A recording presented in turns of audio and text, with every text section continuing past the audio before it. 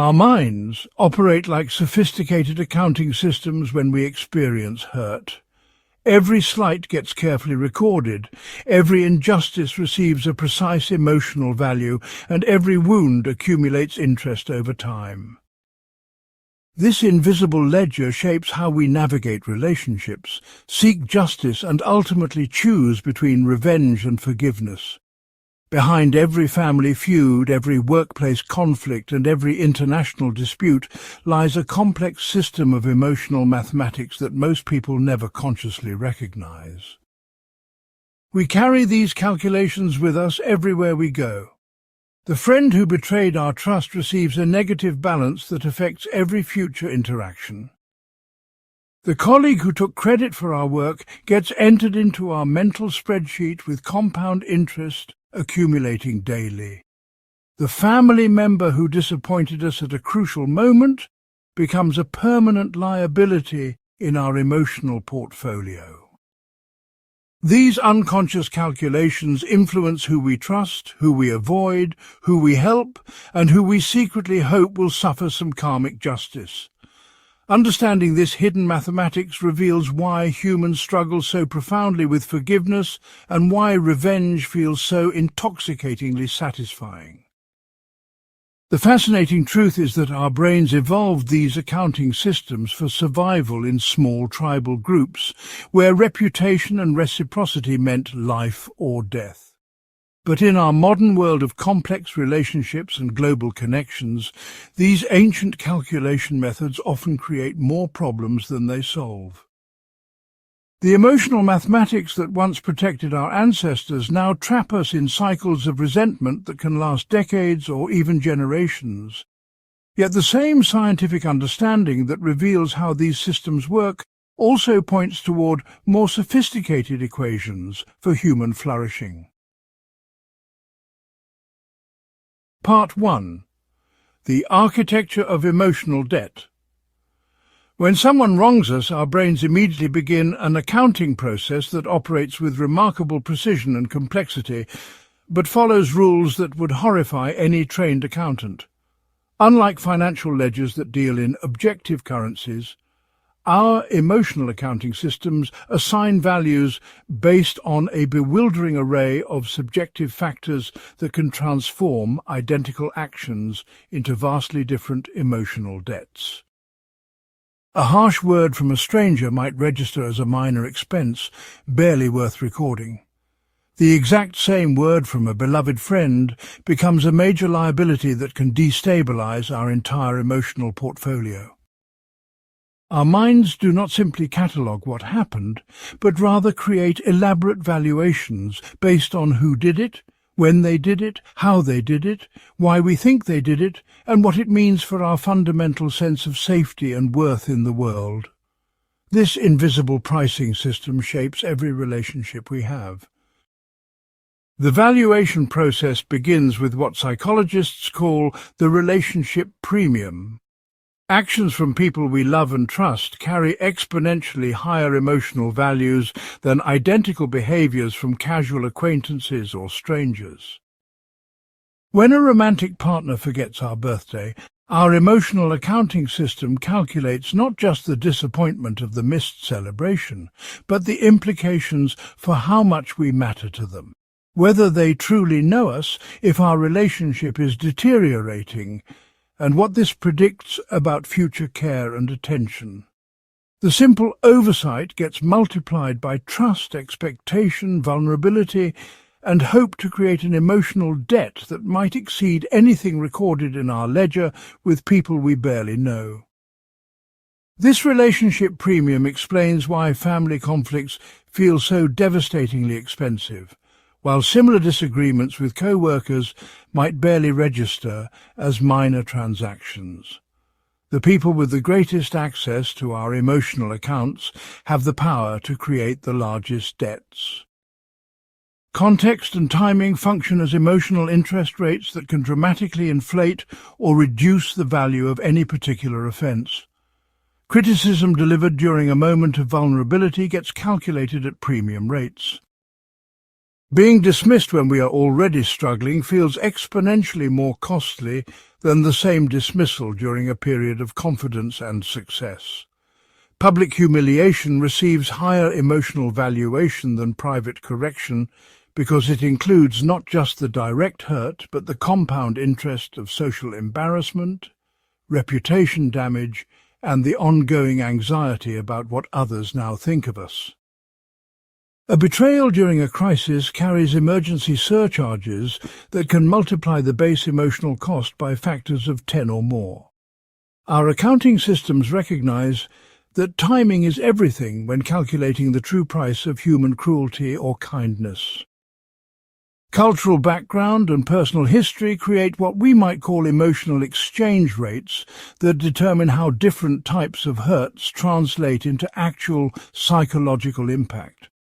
Someone raised in a culture that highly values respect for elders will calculate disrespectful behavior toward older family members at premium rates. A person with a history of abandonment will assign catastrophic values to even minor signs of rejection or withdrawal. Past trauma functions like compound interest applied retroactively, where current hurts get multiplied by historical wounds to create emotional debts that seem wildly disproportionate to outside observers. The harsh criticism that barely registers for someone with secure self-esteem becomes a devastating blow for someone whose confidence has been systematically undermined throughout their life. Our emotional accounting systems do not operate in isolation, but rather integrate our entire biographical database when calculating the true cost of any particular injury. The categorization process itself reveals sophisticated distinctions that rival any professional accounting framework. Our minds distinguish between crimes of commission and omission, calculating active harm differently from passive neglect. Intentional cruelty receives maximum penalties, while thoughtless mistakes might qualify for reduced emotional sentencing. Repeated offences trigger escalating fee structures where the 10th instance of the same behaviour costs exponentially more than the first. Our systems also track patterns across time, recognizing when isolated incidents reveal larger character flaws or when someone consistently demonstrates disregard for our well-being. A single lie might be processed as a minor debit, but a pattern of deception gets calculated as a fundamental threat to the entire relationship infrastructure. The role of witnesses and social validation adds another layer of complexity to our emotional accounting that has no parallel in financial systems. Being wronged in front of others multiplies the cost because it includes not just the direct harm, but the social implications of how we are perceived and treated by the community. When someone insults us privately, we calculate the personal injury. When they insult us publicly, we must also account for reputation damage, social embarrassment, and the ongoing cost of wondering what everyone else thinks about the incident. Conversely, public vindication or defense by others can actually reduce the emotional debt because it provides social validation that the offence was real and undeserved. Our accounting systems instinctively recognize that humans are social creatures whose individual well-being depends partly on group standing and community support. Power dynamics create what economists might recognize as market distortions in our emotional accounting systems. Harm from someone with authority over us carries additional charges because it threatens not just our emotional well-being, but our practical security. When a boss treats us unfairly, we calculate not only the personal slight, but the professional vulnerability, the limited options for retaliation, and the potential long-term career consequences. The emotional debt includes a helplessness premium that reflects our inability to respond proportionately without risking our livelihood. Similarly, harm inflicted on those we love and feel responsible for protecting gets multiplied by our sense of failure to shield them from injury. Parents often carry emotional debts related to their children's suffering that exceed even what the children themselves calculate. The expectation versus reality differential creates some of the most expensive entries in our emotional ledgers. Disappointment gets calculated not based on objective outcomes, but on the gap between what we hoped for and what actually occurred. Someone who promises us the world and delivers mediocrity creates a larger emotional debt than someone who promises nothing and delivers the same mediocre result. Holiday celebrations, milestone birthdays, graduations, and other significant occasions carry emotional futures contracts where the anticipated joy creates corresponding vulnerability to devastating disappointment. Our accounting systems track not just what happened, but what should have happened according to our internal models of love, friendship, family duty, and social obligation. The mathematics of unmet expectations can transform neutral events into major emotional liabilities simply because of the elaborate hopes we had constructed around them. Part 2. The compound interest of rumination. The most destructive feature of our emotional accounting systems lies not in how they record initial hurts, but in how they calculate ongoing interest through the psychological process known as rumination. This mental mechanism operates like the most predatory financial instrument ever conceived, applying compound interest rates that can transform minor slights into life-consuming obsessions within remarkably short periods. Unlike financial interest that compounds at predictable intervals, emotional interest compounds every time we revisit the memory, discuss the incident with others, encounter reminders of the offence, or even dream about the person who hurt us. A single betrayal experienced once becomes a betrayal relived hundreds or thousands of times, with each mental replay adding layers of interpretation, analysis, and emotional intensity that expand the original wound exponentially. The rumination process begins almost immediately after an emotional injury occurs, often before we have even left the scene of the offence.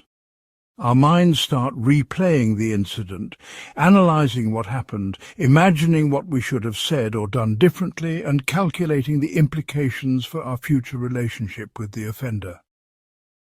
This initial processing might seem adaptive, helping us understand the situation and plan appropriate responses.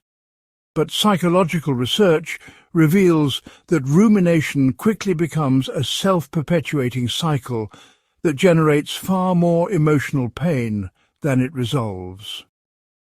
Each time we mentally revisit the scene, we add new details based on our current emotional state, incorporate insights from subsequent experiences, and apply increasingly sophisticated interpretive frameworks that were not available during the original incident.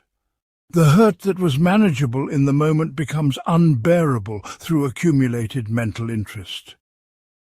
The mathematics of rumination follow predictable but devastating patterns that compound suffering across multiple dimensions simultaneously.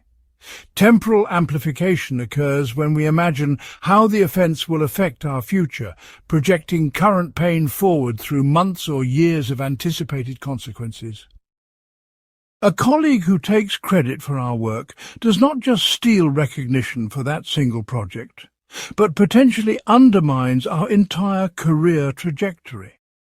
Our rumination calculations include the promotion we might not receive, the opportunities that may disappear, the reputation damage that could follow us to other jobs, and the self-doubt that might sabotage future performance. The original injury gets multiplied by every imagined future cost, creating emotional debts that dwarf the actual immediate harm. We suffer not just from what happened, but from elaborate mental projections of everything that might happen as a result. Social amplification adds another dimension to the compound interest calculation as we imagine how others perceive the offence and what it reveals about our status or worth. When someone insults us, rumination expands the injury to include speculation about whether witnesses agreed with the criticism, whether friends and family will lose respect for us, and whether the insult contains kernels of truth that others have noticed but been too polite to mention. We calculate not just the direct emotional cost of the harsh words, but the potential social consequences of being publicly diminished. The rumination process transforms a single person's opinion into a comprehensive referendum on our character, accomplishments, and place in the social hierarchy. A moment of criticism becomes weeks of anxiety about reputation, months of self-doubt about competence, and years of hypersensitivity to similar feedback from others. The interest compounds socially as well as temporally. Pattern recognition represents perhaps the most expensive form of rumination-based compound interest, where individual incidents become evidence for larger systemic problems that require comprehensive recalculation of multiple relationships and life assumptions. A friend who cancels plans at the last minute does not just disappoint us for that particular evening, but triggers rumination about whether this represents a pattern of disrespect, whether they value the friendship as much as we do, and whether we have been naive about their true feelings toward us. The rumination process searches our memory banks for similar incidents, reinterprets past interactions through the lens of current hurt, and constructs elaborate theories about ongoing mistreatment that may have been invisible before. What began as disappointment about missed dinner plans becomes a comprehensive audit of the entire friendship, with retroactive interest applied to every previously overlooked slight or moment of perceived indifference. The compound interest reaches backward through time as well as forward, transforming our understanding of the relationship's entire history. Rumination can make us feel like we have been systematically deceived or undervalued for years, when the evidence might support much more modest conclusions. The physiological dimension of rumination creates additional layers of compound interest through the body's stress response systems.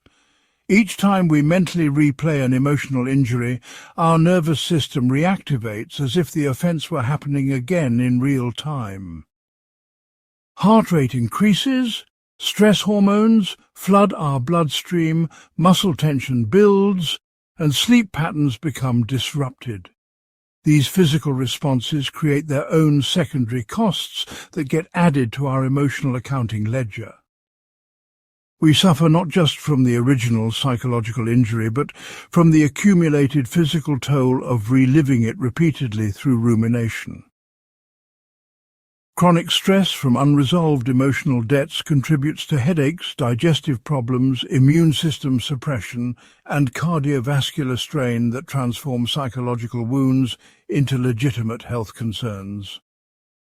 The compound interest operates simultaneously across mental, emotional, social, and physical dimensions, creating comprehensive suffering that seems wildly disproportionate to whatever originally triggered the rumination cycle. Our bodies keep the score even when our minds desperately want to move on. Memory distortion through rumination follows its own mathematical principles that consistently inflate emotional debts beyond their original values. Each time we recall an incident, our brains reconstruct the memory rather than simply retrieving a fixed recording. This reconstruction process is influenced by our current emotional state, subsequent experiences, conversations with others, and evolving understanding of the people involved. A harsh comment that felt merely rude at the time might be remembered as deliberately cruel after we learn more about the speaker's character. Facial expressions get reinterpreted as more malicious, tone of voice becomes more contemptuous, and motivations appear more calculated with each mental replay. The rumination process consistently biases memory reconstruction toward versions that support and intensify our current emotional state, creating false compound interest based on distorted recollections of events that may have been significantly milder than we now remember. The social sharing of emotional injuries creates viral compound interest, where rumination spreads beyond the original victim to include friends, family members, and allies who begin their own rumination cycles about the offence. When we tell others about how we have been wronged, we invite them to participate in our emotional accounting process. They add their own interpretations, share similar experiences, validate our anger, and often escalate our calculations by pointing out implications or injustices we had not considered. A single incident becomes the subject of multiple rumination processes occurring simultaneously across our social network, each generating its own compound interest that gets fed back to us through ongoing conversations and expressions of support. The mathematics become collective rather than individual, with entire groups calculating emotional debts and planning responses based on shared rumination about perceived wrongs. Family feuds, workplace conflicts, and community disputes often follow this pattern of distributed rumination, where the compound interest spreads like a psychological contagion that eventually involves people who were not even present for the original offence. Part 3. The Neuroscience of Revenge. Modern brain imaging technology has revealed that the human desire for revenge operates through specific neural circuits that create some of the most powerful and potentially destructive reward experiences our brains can generate. When we contemplate getting even with someone who has wronged us, sophisticated scanning equipment shows activation patterns in regions like the nucleus accumbens, dorsal striatum, and ventral tegmental area that are virtually identical to the neural signatures of drug addiction, gambling compulsion, and other behaviors that hijack our reward systems. The brain on revenge looks remarkably similar to the brain on cocaine, creating neurochemical experiences so intensely pleasurable that they can override rational decision-making and moral considerations that would normally constrain our behavior. Understanding these neural mechanisms explains why revenge feels so irresistibly satisfying in the moment, and why the pursuit of retribution can become genuinely addictive for some individuals. The anticipation phase of revenge activates what neuroscientists call the dopaminergic reward prediction pathway, flooding our brains with the same neurochemical that drives motivation for food, sex, social connection, and substance abuse. Dopamine levels surge not when we actually get revenge, but when we first begin contemplating the possibility of getting even. This creates a powerful neurochemical incentive to continue planning retaliation even before any action has been taken. Brain scans of people imagining revenge scenarios show activation patterns, suggesting they are experiencing genuine pleasure from merely thinking about how they might hurt those who have hurt them. The neural reward system treats revenge fantasies as if they were real experiences, providing immediate gratification that reinforces continued rumination and planning. This explains why we can spend hours pleasurably imagining elaborate schemes for getting even, without ever actually implementing them.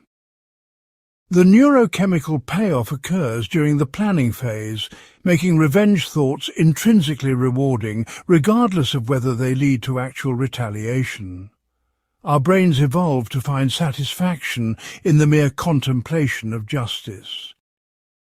The execution phase of revenge activates additional neural circuits related to dominance, control, and social status that provided evolutionary advantages in small tribal groups, where reputation and deterrence were matters of survival. When people actually follow through on revenge, brain imaging shows increased activity in the anterior cingulate cortex and orbitofrontal cortex, regions associated with social cognition and the evaluation of outcomes relative to effort invested. The neural experience of successful retaliation includes not just the dopamine rush of achieved goals, but also the satisfaction of restored social equilibrium and demonstrated power. These brain systems evolved when humans lived in groups small enough that everyone knew everyone else, where backing down from aggression could lead to repeated victimization, and where the ability to inflict costs on those who harm you served as crucial deterrents against future attacks.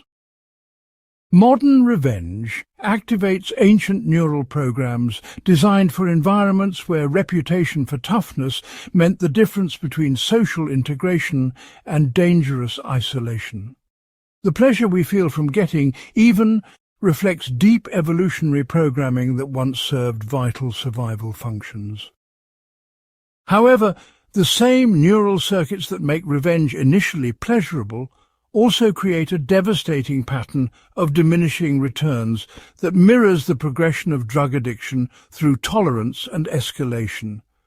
Neuroimaging studies reveal that the dopamine response to revenge decreases with repeated experiences, requiring increasingly elaborate or severe forms of retaliation to achieve the same neurochemical satisfaction.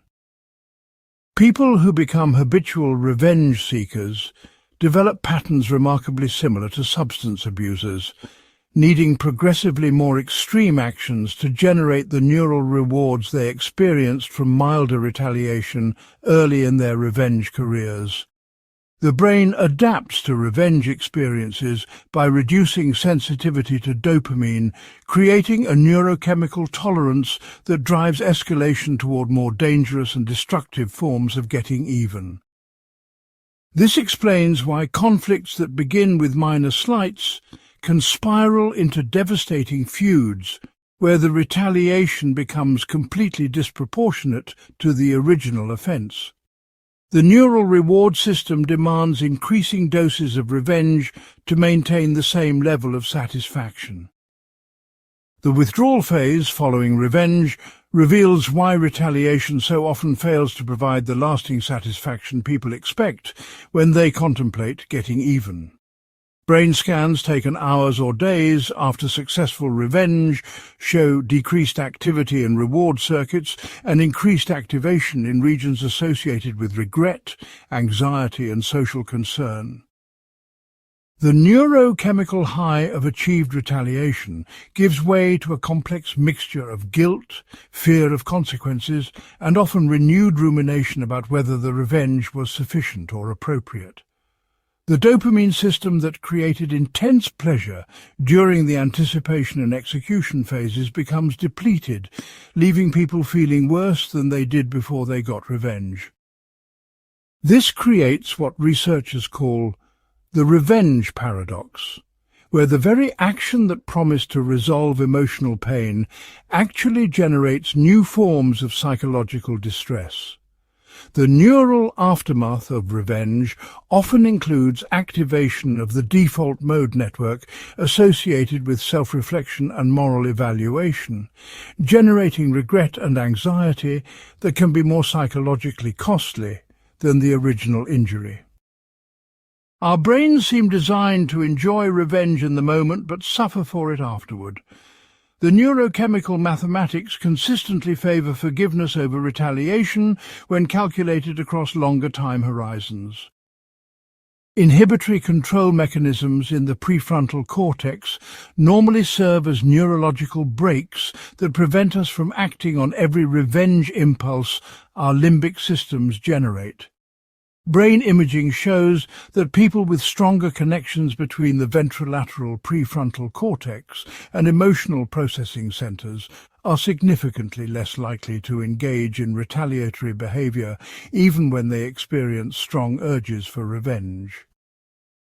However, psychological stress, sleep deprivation, alcohol consumption, and emotional overwhelm can all impair these inhibitory systems, making revenge behavior more likely even in people who normally exercise good self-control. The neural balance between impulse and restraint shifts dramatically under conditions of high emotional arousal. explaining why people often act on revenge desires they would normally resist. Studies show that the same individuals who demonstrate excellent impulse control under normal circumstances can become capable of extreme retaliation when their prefrontal regulatory systems are compromised by stress or emotion. The neuroscience reveals that revenge behavior depends not just on the intensity of our anger, but on the current state of our neural self-control systems. Social neuroscience research has identified specific neural mechanisms that make witnessing or hearing about revenge against those who have wronged us nearly as rewarding as getting revenge ourselves. Brain scans of people learning that someone they dislike has suffered misfortune show activation in the same reward circuits that light up during direct retaliation. This phenomenon, sometimes called neural schadenfreude, explains why gossip about the downfall of those who have hurt us feels so satisfying, and why we often feel a sense of cosmic justice when life seems to deliver comeuppance to our enemies. The neural reward system treats vicarious revenge as a legitimate substitute for direct action, providing neurochemical satisfaction from observing others experience consequences for their harmful behavior. This helps explain why revenge stories are so universally popular across cultures, and why we feel genuine pleasure when fictional villains receive their just desserts in movies and literature. Our brains are wired to enjoy justice even when we are not the ones delivering it. The development of revenge-seeking neural patterns appears to be influenced by early childhood experiences with fairness, justice, and retaliation in family and social environments. Neuroimaging studies of adults with histories of childhood trauma or inconsistent discipline show altered activity patterns in revenge-related brain circuits, often with heightened sensitivity to perceived slights and reduced activity in inhibitory control regions. People who grew up in environments where retaliation was normalized, or where injustices were never addressed, develop neural patterns that make revenge-seeking more automatic and less subject to conscious control. Conversely, individuals raised in families that emphasized forgiveness and conflict resolution show stronger connections between emotional processing centers and regulatory brain regions, making them more capable of resisting revenge impulses. The neuroscience suggests that our capacity for revenge or forgiveness is partly shaped by how our brains develop in response to early experiences with justice and retaliation. The neural hardware for emotional regulation can be strengthened or weakened depending on childhood experiences with conflict and resolution. Part 4. Memory as fiction writer. Human memory operates nothing like the video recording system most people imagine, but rather functions as a creative storyteller that continually rewrites our experiences to align with our current emotional needs and evolving understanding of ourselves and others. When it comes to emotional injuries and grudges, our memory systems consistently bias their creative work toward versions that intensify rather than diminish our sense of having been wronged. Each time we recall a hurtful incident, our brains reconstruct the experience from scattered neural fragments, filling in gaps with educated guesses, assumptions and interpretations that reflect our present emotional state rather than objective historical accuracy.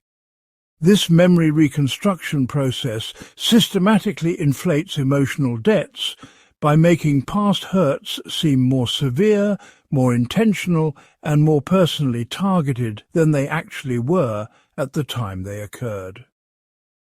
Understanding how memory distorts our emotional accounting reveals why grudges often seem to grow stronger over time rather than fading, and why people can develop completely sincere conviction about injustices that bear little resemblance to what external observers witnessed. Our memories are not archives, but active participants in the mathematics of resentment. The reconstruction process begins with what neuroscientists call pattern completion, where our brains fill in missing details based on other similar experiences, cultural expectations, and logical inferences about what probably happened. If someone speaks harshly to us and we cannot remember their exact facial expression, our memory system will likely supply an expression consistent with harsh speech, possibly making them appear more contemptuous or malicious than they actually looked. When we cannot recall the precise tone of voice someone used during a criticism, our brains provide a tone that matches the emotional intensity we currently associate with the incident. These reconstructed details feel completely authentic because they are neurologically indistinguishable from actual memories, but they systematically bias our recollections toward more dramatic and personally hurtful versions of events. The pattern completion process operates like a malicious editor that consistently chooses the most emotionally damaging interpretation of ambiguous evidence. Memory does not just record grudges, but actively amplifies them through creative reconstruction. Emotional state-dependent memory creates additional distortions that make past hurts seem more painful when we recall them during periods of current distress or conflict with the same person. When we are angry with someone in the present, our memory systems preferentially retrieve other occasions when they upset us, and these recalled incidents get contaminated by our current emotional state to seem more severe than they felt originally. A friend's thoughtless comment that barely bothered us at the time can be remembered as deliberately cruel when we recall it during a period of relationship tension. The memory reconstruction process borrows emotional intensity from our current state and retroactively applies it to past events, creating false continuity between present conflicts and historical grievances. This explains why relationship arguments often involve accusations about things that happened months or years earlier, with the injured party expressing levels of hurt that seem disproportionate to how they reacted when the incidents actually occurred. Current anger rewrites the emotional significance of past events to support present grievances. Social memory reconstruction occurs when our recollections of emotional injuries get influenced by conversations with others who were present, sympathetic friends who validate our perspective, or even complete strangers who share similar experiences. When we discuss a hurtful incident with others, their reactions and interpretations become incorporated into our own memory of what happened. A friend who responds to our story with outrage might lead us to remember feeling more outraged ourselves than we actually did at the time. Someone who points out implications we had not considered can cause us to remember being aware of those implications from the beginning. The social sharing of emotional injuries creates collaborative memory reconstruction where multiple people contribute to a version of events that becomes more dramatic and personally meaningful than what any individual actually experienced. Group memory amplifies individual memory distortion through collective storytelling that serves emotional rather than historical accuracy. The availability heuristic causes us to overestimate both the frequency and significance of emotional injuries by making dramatic negative events more memorable and accessible than positive or neutral interactions. When we try to evaluate how someone has treated us over time, our memory systems more easily retrieve occasions when they hurt or disappointed us, because these experiences created stronger neural traces than the countless unremarkable interactions where they were perfectly adequate or even kind. This creates a systematic bias toward remembering relationships as more negative than they actually were, with emotional injuries standing out in sharp relief against a background of forgotten, ordinary moments. The mathematical calculation of emotional debts becomes skewed because our memory provides a biased sample of evidence that overrepresents negative experiences and underrepresents positive ones. Someone who has treated us well 90% of the time might be remembered primarily for the 10% when they fell short of our expectations, simply because those moments created more memorable neural experiences. The availability bias makes emotional accounting inherently unfair by giving disproportionate weight to memorable negative events. Hindsight bias systematically distorts our memory of emotional injuries by making harmful intentions seem more obvious and predictable than they actually were at the time. When someone eventually reveals themselves to be untrustworthy or cruel, our memory systems retroactively edit earlier interactions to include warning signs and red flags that we now convince ourselves were clearly visible from the beginning. A betrayal that genuinely surprised us gets remembered as the inevitable conclusion of a pattern we claim we always suspected.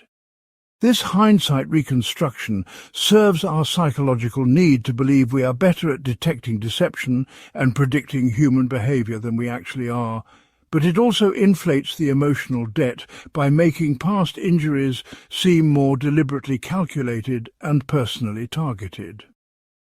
Someone who hurt us through genuine thoughtlessness gets remembered as having planned our suffering from the beginning, transforming accidents into malicious attacks through the alchemy of hindsight bias. Memory protects our ego by rewriting history to make us seem more perceptive than we were. But this psychological protection comes at the cost of fair accounting for others' intentions and actions.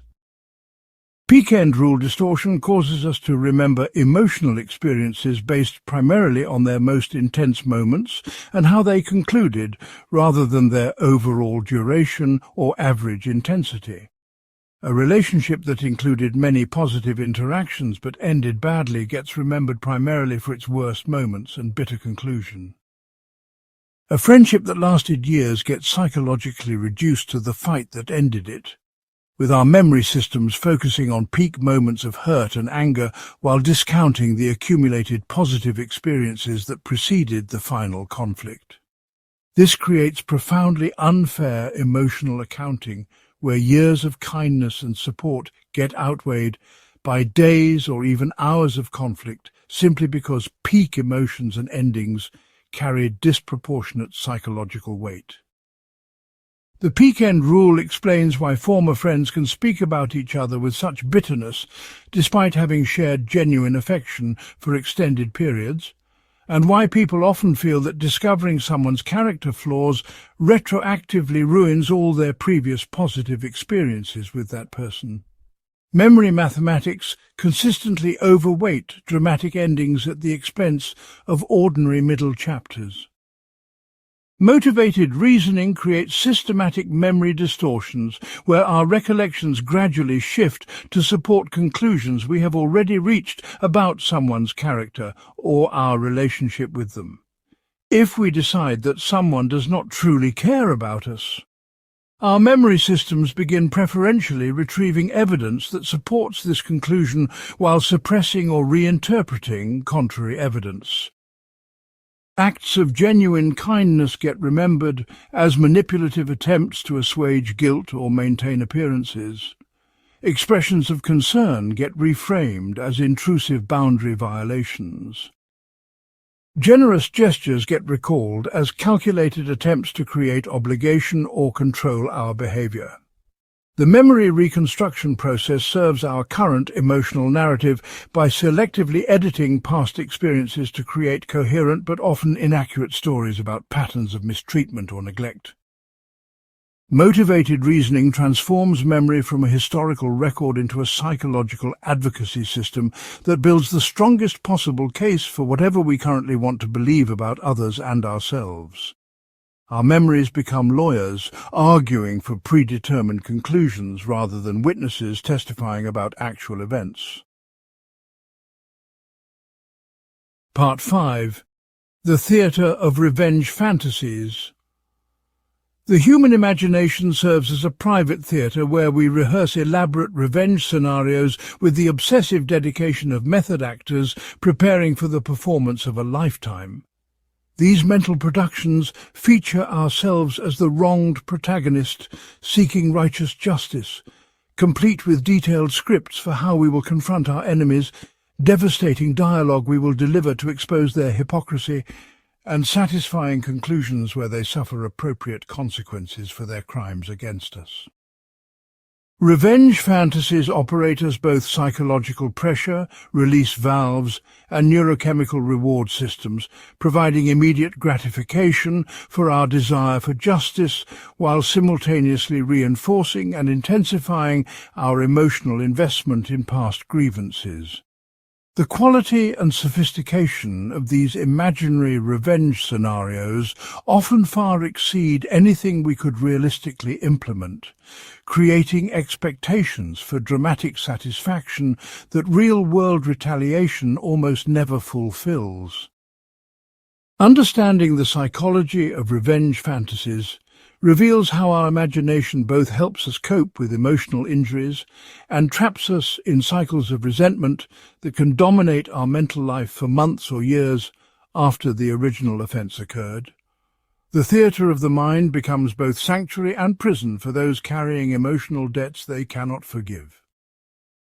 The production values of revenge fantasies typically escalate dramatically over time, as our imagination refines and elaborates scenarios through countless mental rehearsals. What begins as simple daydreams about telling someone exactly what we think of them gradually develop into complex narratives featuring multiple acts, supporting characters, and increasingly creative forms of poetic justice. We might start by imagining a straightforward confrontation where we finally speak our truth to someone who hurt us. Over weeks or months of mental revision, this simple scene transforms into an elaborate production where our eloquent speech leaves them speechless with shame. Witnesses validate our position. Authority figures take our side, and consequences cascade through their life in ways that mirror the impact their actions had on ours. The fantasy develops supporting characters who serve as Greek chorus, validating our perspective, plot devices that ensure perfect timing for maximum dramatic impact, and resolution sequences where justice unfolds with the satisfying inevitability of a well-constructed narrative. Our imagination becomes a screenwriter, working obsessively on a script where we finally win decisively against those who have wronged us. Revenge fantasies often feature what psychologists call the omniscience illusion, where we imagine having perfect knowledge of our enemy's motivations, fears, and vulnerabilities that we can exploit for maximum psychological impact. In our mental scenarios, we deliver precisely the words that will devastate them most completely, expose their deepest insecurities, and reveal truths about their character that they have been hiding from themselves and others. We fantasize about having supernatural insight into their psychology that allows us to craft retaliation with surgical precision, hitting emotional targets that will cause them to experience exactly the type of pain they inflicted on us. These omniscience fantasies reflect our desperate desire to understand why people hurt us, and our frustrated inability to achieve the kind of perfect knowledge that would allow us to respond with devastating effectiveness. The imaginary revenge scenarios compensate for our real-world confusion and powerlessness by granting us godlike understanding of human nature and perfect timing in deploying our insights for maximum retaliatory impact. Fantasy omniscience becomes emotional comfort food for those who feel they have been outsmarted or manipulated by others. The audience dynamics of revenge fantasies reveal deep psychological needs for validation and social support that the original injury may have threatened or undermined. Our imaginary revenge scenarios almost always include witnesses who observe our triumph and validate that we were right to feel wronged, that our retaliation is justified, and that our enemy deserved whatever consequences they received. These fantasy audiences serve multiple psychological functions simultaneously, providing the social confirmation we may have lacked when the original injury occurred, demonstrating that reasonable people would support our position and ensuring that our vindication is public rather than private. The witnesses in our revenge fantasies often include people whose opinions matter to us in real life, authority figures who can provide official validation of our grievances, and sometimes the very people who failed to support us when we actually needed their help. Through fantasy audiences, we retroactively obtain the social backing that would have changed the original power dynamics and prevented us from feeling so isolated in our hurt. The imaginary validation compensates for real-world experiences of being dismissed, misunderstood, or blamed for situations where we genuinely were victimized. Revenge fantasies frequently include elaborate scenes of confession and acknowledgement where our enemies finally admit their wrongdoing, express genuine remorse, and acknowledge the full extent of the damage they caused. These imaginary apology sequences often feature more emotional honesty and personal insight than most people are capable of expressing in real life, with our fantasy enemies demonstrating perfect understanding of how their actions affected us and accepting complete responsibility without defensiveness or excuse-making. The confession scenes serve our deep psychological need to have our pain recognized and validated by the very people who caused it, transforming them from adversaries into witnesses who verify that our suffering was real and our anger justified. In these fantasies, the people who hurt us become the ultimate validators of our emotional experience, providing acknowledgement that we could never extract from them in reality. The imaginary confessions offer perfect closure that real relationships almost never provide, where complex interpersonal conflicts get resolved through complete admission of fault and perfectly articulated understanding of harm caused. Fantasy apologies become emotional settlements that our real-world adversaries would never agree to pay. The consequences phase of revenge fantasies typically features forms of poetic justice where our enemies experience setbacks that mirror the impact their actions had on our lives.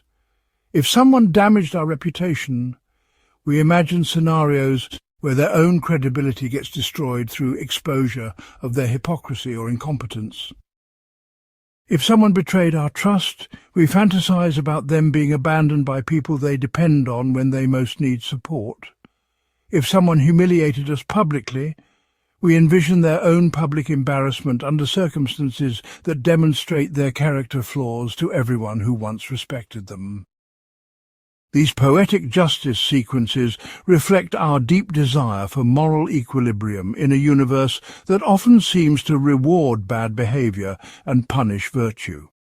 The fantasy consequences restore cosmic balance by ensuring that harmful actions eventually generate proportionate suffering for those who commit them, even when real-world justice systems fail to provide appropriate accountability.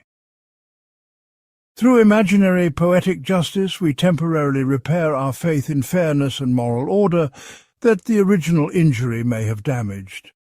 Revenge fantasies become our private justice system, operating by rules that make more sense than the random unfairness of actual life. The resolution sequences of elaborate revenge fantasies often feature our own magnanimous response to our enemy's downfall, where we demonstrate superior character by offering forgiveness or mercy after they have suffered appropriate consequences. These fantasy conclusions allow us to simultaneously satisfy our desire for retaliation and maintain our self-image as fundamentally decent people who are capable of rising above petty vindictiveness. We imagine graciously accepting their apologies, choosing not to pursue additional punishment, despite having the power to do so, and perhaps even offering help to rebuild what their own poor choices destroyed. The magnanimous resolution serves multiple psychological functions by proving our moral superiority, demonstrating that we are bigger people than our enemies, and showing that we were motivated by justice rather than mere vindictiveness. Through fantasy magnanimity, we get to experience both the satisfaction of comprehensive victory and the moral glow of merciful restraint, achieving emotional outcomes that would be impossible to obtain simultaneously in real-world conflicts. The imaginary high road becomes the final proof of our essential goodness despite our extensive investment in elaborate revenge scenarios. The addictive quality of revenge fantasies stems from their ability to provide immediate neurochemical rewards while requiring no real-world risks or ethical compromises. Mental rehearsals of retaliation activate the same dopamine reward circuits as actual revenge, but without the potential consequences that make real retaliation dangerous or morally problematic. We can experience the satisfaction of perfect justice without hurting anyone, the validation of public vindication without actual confrontation, and the restoration of power without engaging in behavior that might later cause guilt or regret. Revenge fantasies become the ideal drug for wounded egos, providing pure emotional gratification without side effects or withdrawal symptoms. However, this very safety and convenience can make fantasy revenge more psychologically compelling than real-world resolution, trapping us in imaginary theatres where we replay perfect victories instead of engaging in the messy work of actual relationship repair or genuine closure. The theatre of revenge becomes so satisfying that we lose interest in the compromised and complicated solutions that real life typically offers for interpersonal conflicts. Part 6. The Chemistry of Justice. The neurochemical systems that govern our responses to fairness and injustice operate with the precision of a complex pharmaceutical laboratory, manufacturing and distributing specific molecular cocktails that determine whether we feel satisfied with outcomes or driven to seek further retaliation. Dopamine and serotonin, the two major neurotransmitters involved in reward processing and mood regulation, respond to experiences of justice and revenge in sophisticated patterns that reveal why certain types of resolution feel deeply satisfying, while others leave us craving additional action. Recent neuroscientific research has discovered that these chemical systems work in opposition to each other during moral decision-making, creating internal conflicts between immediate gratification and long-term well-being that help explain why revenge feels so appealing in the moment but often produces regret and continued dissatisfaction afterward. Understanding the chemistry of justice reveals that our emotional responses to fairness and retaliation are not abstract moral judgments, but concrete biochemical reactions that follow predictable patterns and can be influenced by both psychological and pharmaceutical interventions. Dopamine functions as the primary reward chemical for experiences of justice and successful retaliation, flooding our neural reward circuits when we perceive that wrongs have been corrected or that we have successfully defended our interests against those who would harm us. Brain imaging studies show that dopamine levels surge most dramatically not when justice is actually achieved, but when we first anticipate that appropriate consequences might befall those who have wronged us. This anticipatory dopamine release explains why we can feel intensely satisfied by early signs that our enemies might face setbacks even before any actual consequences occur. The neurochemical reward system treats the possibility of justice as if it were already happening, providing immediate gratification that reinforces our continued investment in hoping for or planning retaliation. Dopamine essentially functions as a chemical betting system that rewards us for investing mental and emotional energy in scenarios where we might eventually achieve satisfaction through others' suffering or acknowledgement of our grievances. The neurotransmitter makes revenge-seeking feel intrinsically rewarding by providing chemical payoffs for simply contemplating retaliation. The dopamine response to actual revenge follows a characteristic pattern of intense initial satisfaction followed by rapid habituation that mirrors the neurochemical progression of substance addiction. When people first experience successful retaliation against those who have wronged them, brain scans show massive dopamine spikes that create genuine euphoria and a profound sense of restored equilibrium. However, subsequent acts of revenge against the same person or similar offences produce progressively smaller neurochemical responses, requiring escalation in severity or creativity to achieve the same level of satisfaction. The dopamine system adapts to revenge experiences by developing tolerance, creating a neurochemical imperative for increasingly dramatic forms of retaliation to maintain the same level of reward. This explains why conflicts often spiral into violence that seems completely disproportionate to the original grievance, with each side requiring more extreme actions to satisfy dopamine systems that have become desensitized to milder forms of retaliation. The chemistry of revenge creates an addiction model where tolerance demands escalation regardless of rational cost-benefit analysis or moral considerations. Serotonin operates as a chemical brake system that promotes long-term thinking, social cooperation, and consideration of consequences that extend beyond immediate personal gratification. While dopamine rewards us for achieving short-term victories over our enemies, serotonin creates satisfaction from outcomes that benefit everyone involved and promote stable social relationships over extended time periods.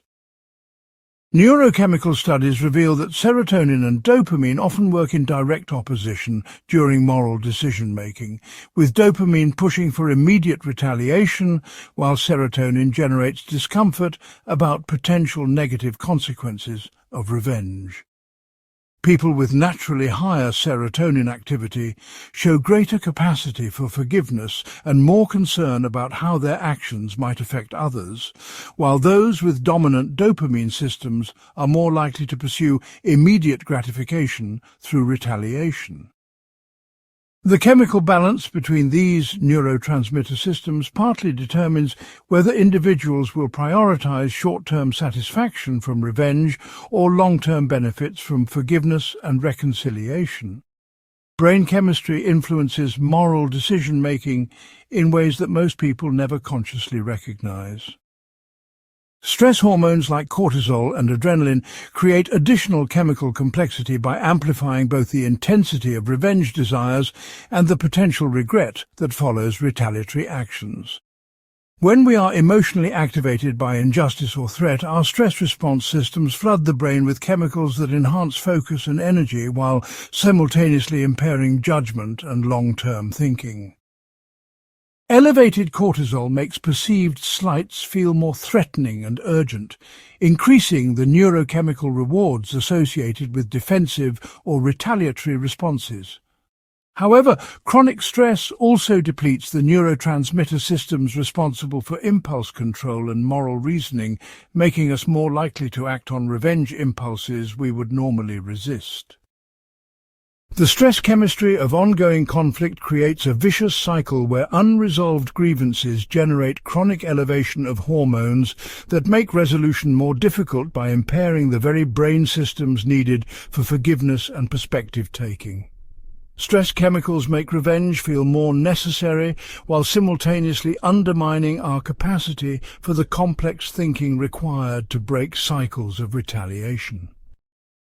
Oxytocin and vasopressin, often called the social bonding chemicals, play crucial roles in determining whether we extend empathy and consideration to those who have wronged us, or whether we dehumanize them sufficiently to justify harsh retaliation. These neurochemicals promote trust, cooperation, and emotional connection within our identified social groups, while simultaneously making us more suspicious and aggressive toward perceived outsiders or enemies. When someone hurts us, our brain chemistry often shifts to recategorize them from ally to threat, reducing oxytocin responses that would normally promote empathy while increasing vasopressin activity that enhances territorial and defensive behaviors. This chemical recategorization makes revenge feel more justified by reducing our natural inhibitions against harming others and increasing our focus on group loyalty and protection. The social bonding chemicals create neurochemical permission for retaliation by chemically reclassifying our enemies as outside the circle of moral consideration that normally constrains our behavior toward fellow human beings. Brain chemistry can literally change how we categorize others' humanity when calculating the ethics of revenge. Endorphins and endocannabinoids provide additional chemical rewards for successful revenge that help explain why retaliation can feel not just satisfying but genuinely healing for people who have been significantly wronged. These natural opioid systems activate during experiences of restored justice and social vindication, creating genuine relief from emotional pain that can make revenge feel like effective medicine for psychological wounds. Brain scans of people who have achieved satisfying retaliation show activation of the same pain relief systems that respond to morphine and other opioid drugs, suggesting that revenge literally functions as natural pain medication for certain types of emotional injury. The endorphin response to justice helps explain why forgiveness can feel so difficult for people carrying significant emotional wounds, since it requires giving up a neurochemical pain relief system that provides genuine comfort. Understanding revenge as a form of self-medication reveals why purely moral arguments for forgiveness often fail to persuade people who are experiencing real neurochemical benefits from their resentment and retaliation planning. The brain chemistry of revenge serves legitimate pain management functions that purely cognitive approaches to conflict resolution often ignore. Gamma-aminobutyric acid, commonly known as GABA, serves as the brain's primary inhibitory neurotransmitter and plays a crucial role in regulating the intensity and duration of revenge-related emotions and impulses. People with naturally higher GABA activity show greater capacity to calm themselves after experiencing injustice and are less likely to ruminate obsessively about perceived wrongs. Conversely, individuals with GABA deficiencies often struggle with persistent anger, intrusive thoughts about revenge, and difficulty letting go of grievances even when they intellectually recognize that continued resentment is harmful. This chemical system explains why some people seem naturally more forgiving, while others appear constitutionally incapable of moving past emotional injuries. GABA function can be enhanced through meditation, exercise, certain medications, and specific therapeutic interventions, suggesting that the capacity for forgiveness might be partly trainable through practices that influence brain chemistry. The neurochemical basis of grudge holding offers hope that people who struggle with persistent resentment might be able to develop greater emotional flexibility through interventions that target their underlying brain chemistry, rather than relying solely on willpower and moral reasoning. Part 7. Nietzsche's Mathematics of Resentment. Friedrich Nietzsche's concept of resentment represents perhaps the most sophisticated analysis ever developed of how individual emotional injuries transform into comprehensive philosophical systems that reshape entire cultures' understanding of good and evil.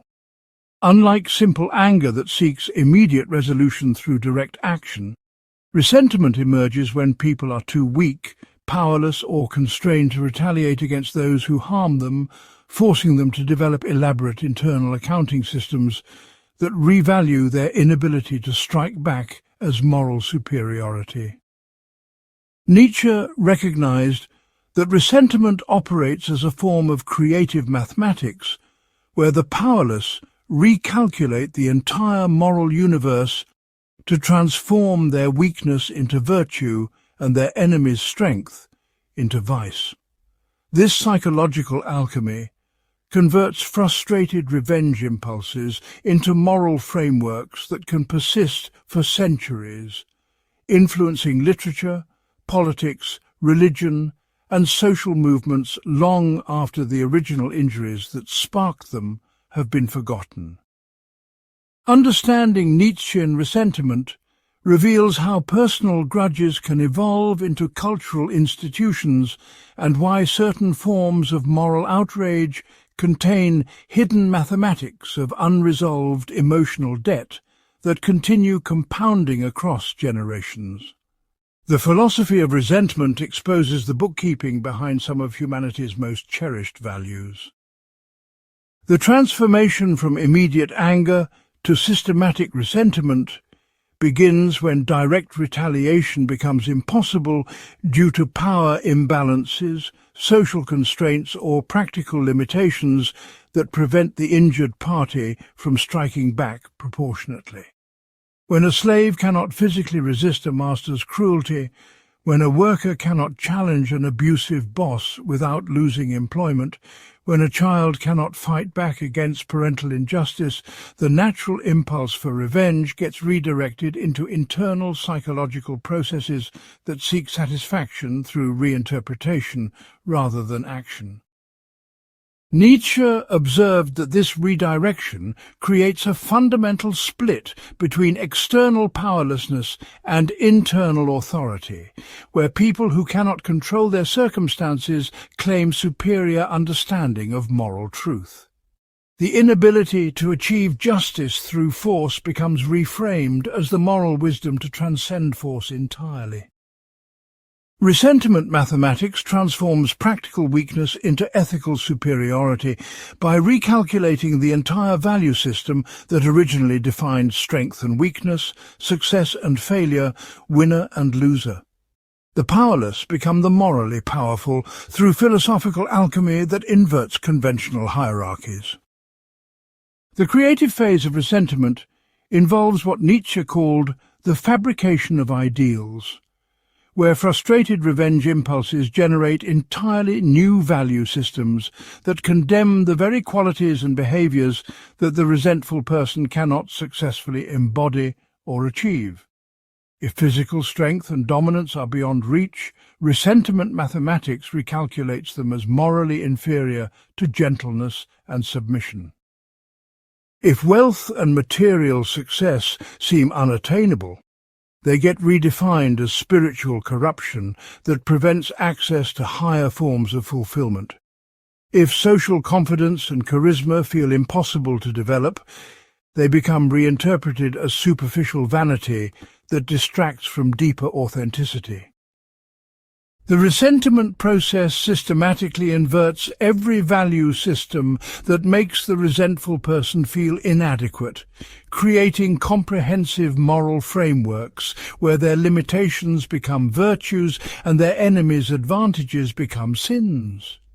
This is not conscious deception, but genuine belief formation where emotional necessity drives intellectual conviction. The mathematics of resentment make failure feel like chosen wisdom rather than imposed limitation. Sour grapes become the sweetest fruit through sufficient philosophical processing. Nietzsche identified Christianity as history's most successful example of resentment mathematics, transforming local grievances into universal moral systems that reshape entire civilizations' understanding of virtue and vice.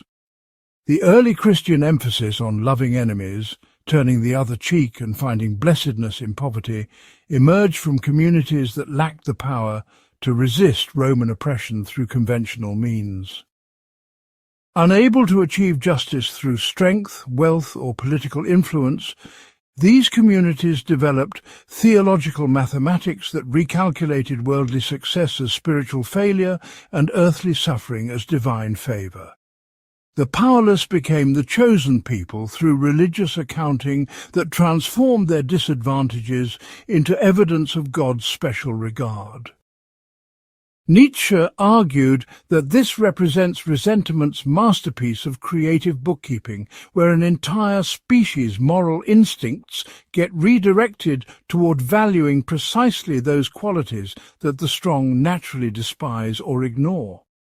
The meek inherit the earth not through political revolution, but through successful marketing of weakness as the highest spiritual achievement.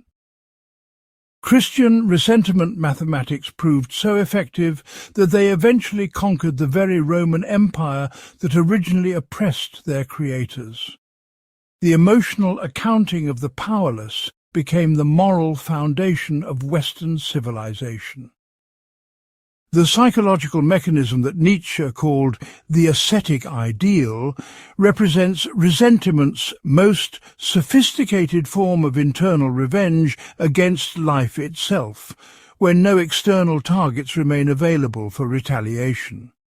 When people cannot successfully blame others for their suffering, resentment mathematics can redirect toward existence itself, treating life's inevitable pain and limitation as evidence that reality is fundamentally flawed, and that true value lies in transcending rather than embracing human experience. The ascetic ideal transforms biological drives, natural desires, and worldly engagement into spiritual liabilities that prevent access to higher forms of fulfillment available only through systematic denial of human nature. This represents the ultimate resentment calculation where life itself becomes the enemy, and self-denial becomes the weapon for achieving victory over existence's inherent unfairness. Nietzsche saw this as the most dangerous form of emotional mathematics because it systematically undermines the psychological foundations needed for human flourishing while presenting self-destruction as the path to transcendence. Ascetic resentment makes suffering into virtue and vitality into vice through accounting systems that treat life as the ultimate creditor, whose debts can only be paid through systematic self-denial. The social propagation of resentment occurs when individual emotional accounting systems prove psychologically useful to others who share similar feelings of powerlessness or inadequacy relative to dominant social groups. Personal grudges become collective movements when enough people recognize their own emotional mathematics reflected in someone else's moral framework. The resentful individual's creative revaluation of conventional success provides comfort and direction for others who struggle with similar feelings of inadequacy or injustice. Social movements often begin with one person's sophisticated resentment mathematics that offers emotionally satisfying explanations for why conventional measures of achievement and happiness are spiritually bankrupt. The personal becomes political when individual emotional accounting resonates with broader cultural anxieties about power, worth, and the meaning of success. Nietzsche recognized that resentment's greatest power lies not in individual psychology, but in its capacity to reshape entire societies' moral instincts through emotional mathematics that prove contagious across generations. The bookkeeping of the wounded becomes the conscience of civilization when enough people find comfort in moral systems that validate their limitations as virtues. Individual grudges become cultural values through the democracy of shared inadequacy. The paradox of resentment lies in its simultaneous psychological necessity and life-denying consequences for both individuals and cultures that embrace its moral mathematics too completely. While resentment provides genuine comfort and meaning for people who cannot achieve conventional forms of success or power, it also systematically undermines the very life instincts needed for creative achievement, joy, and genuine human flourishing. The emotional accounting systems that make failure bearable also make success suspicious, creating cultures that excel at critique and moral judgment, while struggling to generate new forms of beauty, achievement, or positive vision. Nietzsche argued that ressentiment mathematics ultimately create societies of sophisticated observers and critics who lack the naive enthusiasm and unreflective confidence needed for great cultural creation. The psychological tools that protect the wounded from despair also protect them from the risks and vulnerabilities that generate genuine accomplishment and artistic achievement. Ressentiment's emotional mathematics solve the problem of suffering, but create new problems of stagnation and creative sterility that may prove even more life-denying than the original injuries that sparked the resentful accounting. The cure for emotional pain becomes a different form of spiritual death through systematic suspicion of life's possibilities. Understanding this paradox reveals why forgiveness might be not just morally superior, but practically necessary for cultures that want to remain capable of affirmation and creation rather than merely criticism and preservation. Part 8. Game Theory and the Economics of Forgiveness. Mathematical game theory reveals that forgiveness operates not as emotional weakness or moral idealism, but as a sophisticated strategy that consistently produces superior outcomes when interactions are repeated over time and reputation matters for future success.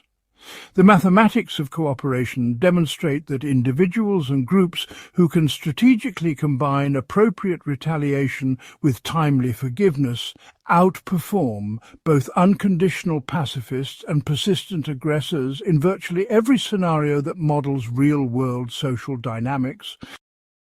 Robert Axelrod's famous computer tournaments established that the most successful approach to repeated conflicts follows a simple but powerful formula. Start by cooperating, respond proportionately to betrayal, but quickly return to cooperation when others demonstrate willingness to change their behavior.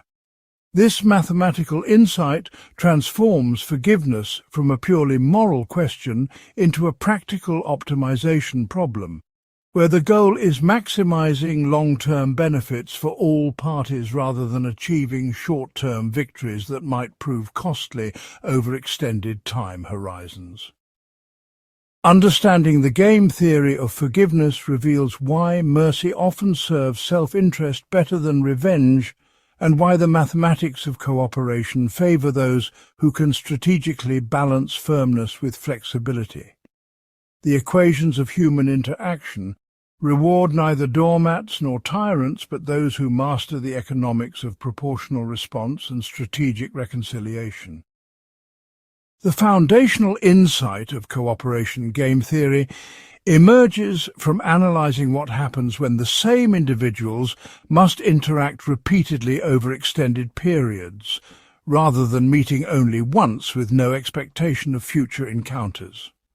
In single interactions, mathematical analysis suggests that betrayal and exploitation often provide the highest immediate payoffs, since there are no future consequences to consider.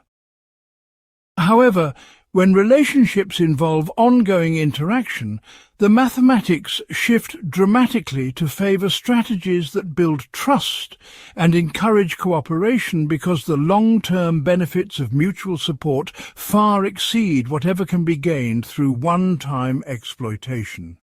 This mathematical principle explains why forgiveness becomes strategically valuable in marriages, friendships, family relationships, business partnerships, and international diplomacy, where parties must continue working together despite periodic conflicts.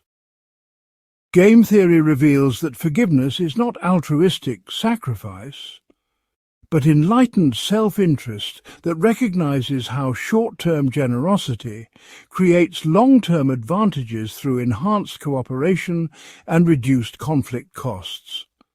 The mathematics of repeated interaction make mercy profitable and revenge expensive when calculated across realistic time horizons.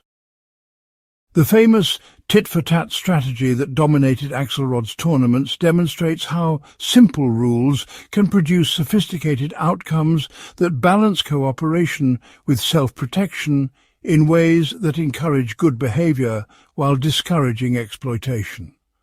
Tit-for-tat begins every relationship by offering cooperation, immediately punishes any betrayal with proportional retaliation, but instantly forgives and returns to cooperation as soon as the other party demonstrates willingness to cooperate again.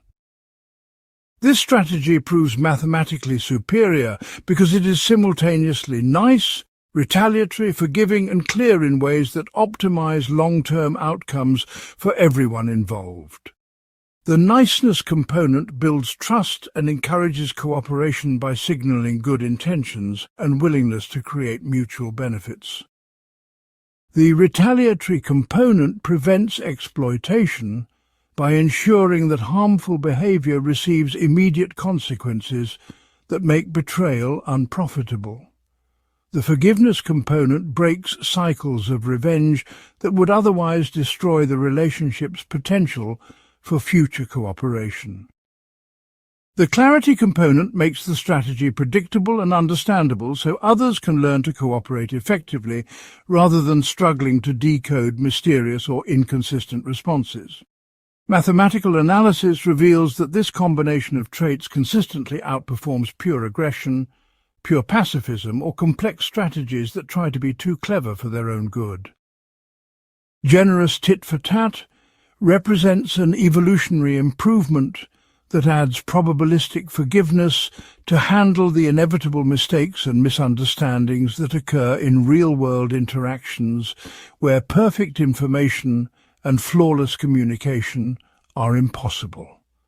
This strategy operates like standard tit-for-tat, but occasionally chooses cooperation even when the other party has defected, creating opportunities to break cycles of mutual retaliation that might have started through miscommunication rather than genuine ill intent. The mathematical elegance of generous tit-for-tat lies in its recognition that some proportion of conflicts result from error rather than malice, and that rigid retaliation policies can trap both parties in destructive cycles that serve no one's interests.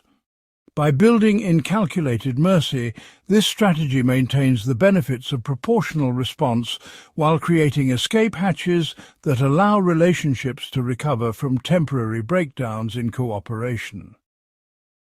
The generosity component functions as insurance against the inevitable misunderstandings that would otherwise escalate into permanent feuds between parties who share fundamental interests in maintaining cooperative relationships.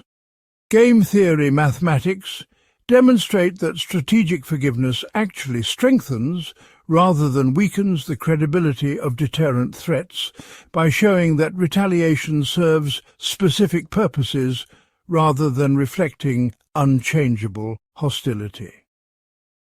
Win-stay, lose-shift strategies reveal additional mathematical insights about when forgiveness serves strategic purposes and when persistence in current approaches produces better outcomes. These strategies maintain current behavior patterns when they are producing satisfactory results, but shift approaches when outcomes become unsatisfactory, creating adaptive responses that adjust tactics based on empirical feedback rather than predetermined rules. Applied to forgiveness decisions, win-stay, lose-shift mathematics suggest continuing current approaches to conflict resolution as long as they generate acceptable outcomes, but shifting toward either more or less forgiving strategies when relationships deteriorate or when excessive mercy enables exploitation. This mathematical framework transforms forgiveness from a binary choice into a continuous optimization problem where the goal is calibrating responses to produce the best available outcomes given current circumstances and future expectations. The strategy recognizes that optimal levels of forgiveness vary depending on the specific individuals involved, the nature of their relationship, the costs of ongoing conflict, and the probability that mercy will generate genuine behavior change rather than merely encouraging further exploitation. Game theory. Mathematics support neither unconditional forgiveness nor permanent retaliation, but rather adaptive approaches that adjust mercy levels based on empirical evidence about what actually works with particular people in specific situations. The economics of reputation in repeated games demonstrate why forgiveness can serve strategic purposes, even when direct benefits to the relationship are minimal or non-existent. In social environments where information about how people treat others circulates among potential future partners, being known as someone who can forgive and reconcile becomes a valuable asset that attracts cooperators while deterring exploiters who prefer targets unlikely to retaliate effectively. Mathematical models show that individuals with reputations for strategic forgiveness often receive preferential treatment from others who recognize their capacity for both punishment and mercy as signs of strength rather than weakness. The reputation for proportional response, followed by strategic reconciliation, signals sophisticated understanding of cooperation dynamics that makes others more willing to invest in long-term relationships and less likely to attempt exploitation.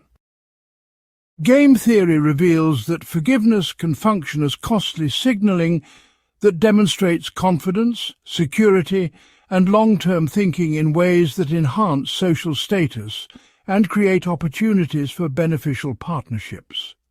The mathematics of reputation make mercy profitable even in relationships that may never recover because other observers draw positive conclusions about character and judgment that influence future interactions. Evolutionary game theory extends these insights to show how forgiveness strategies can dominate aggressive approaches even when forgiving individuals occasionally suffer exploitation in the short term. Mathematical simulations reveal that populations containing strategic forgivers tend to evolve higher levels of overall cooperation and prosperity than populations dominated by purely retaliatory strategies, even though forgivers sometimes lose individual encounters with exploiters. The group-level benefits of forgiveness arise because strategic mercy creates environments where cooperation becomes the dominant strategy for most individuals, reducing overall conflict costs and creating more resources available for productive rather than defensive activities. Populations with sophisticated forgiveness strategies spend less energy on endless cycles of retaliation and more energy on activities that generate genuine value for everyone involved. Evolutionary mathematics demonstrate that forgiveness serves not just individual strategic purposes, but also collective interests, by creating social environments where cooperation thrives and exploitation becomes increasingly unprofitable as a lifestyle strategy. The game theory of forgiveness reveals that mercy is not naive idealism, but sophisticated realism about what social strategies actually work when calculated across realistic timeframes and population dynamics. Mathematical analysis consistently supports the counterintuitive conclusion that strategic forgiveness often serves self-interest better than persistent revenge, while simultaneously creating better outcomes for everyone else involved. The economics of cooperation make mercy profitable and grudges expensive when properly calculated. Part 9. The generational compound interest of family feuds. Family feuds represent the most devastating examples of how emotional debts can compound across generations, transforming individual grievances into inherited liabilities that continue accumulating interest long after the original debtors and creditors have died.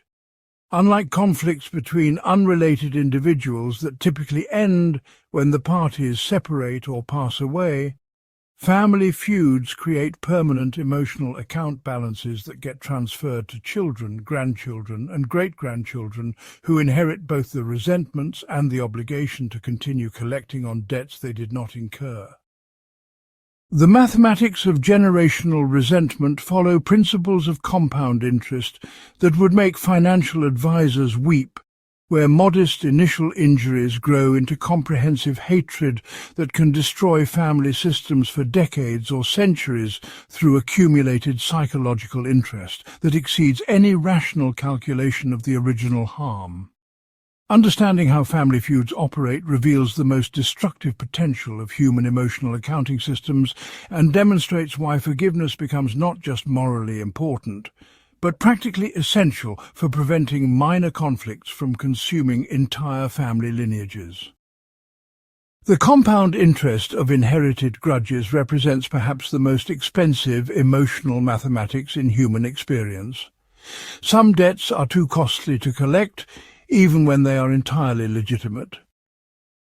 The initiation phase of family feuds typically begins with what would be considered relatively minor conflicts in other contexts, but the unique psychological dynamics of family relationships create emotional valuations that transform ordinary disagreements into existential threats requiring permanent retaliation.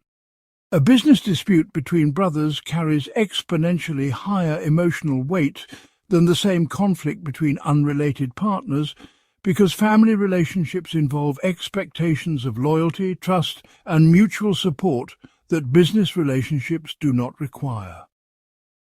When these elevated expectations get violated, the emotional accounting system calculates not just the immediate practical harm, but the betrayal of fundamental family obligations that were supposed to transcend ordinary self-interest. The injury includes not only what was done, but what it reveals about the offender's true feelings toward family bonds that the victim assumed were sacred and unbreakable. A family member who chooses personal advantage over family welfare commits a category of offense that has no equivalent in non-family relationships, creating emotional debts that seem to require permanent collection efforts to restore the moral order that the betrayal disrupted. Family feuds begin when someone violates the special mathematics that govern family loyalty and discovers that ordinary conflict resolution methods cannot address the unique psychological injuries involved. The inheritance mechanism that perpetuates family feuds across generations operates through psychological transmission of emotional accounts that children absorb through family stories, unexplained tensions, and subtle loyalties that shape their understanding of family history and their obligations to previous generations. Children growing up in feuding families receive partial and biased information about historical conflicts that presents their side as innocent victims and the other side as villains whose behavior justified permanent estrangement. These simplified narratives serve important psychological functions by providing clear moral frameworks and strong group identity, but they also inherit the emotional mathematics of previous generations without the contextual information needed to evaluate whether continued resentment serves any constructive purpose.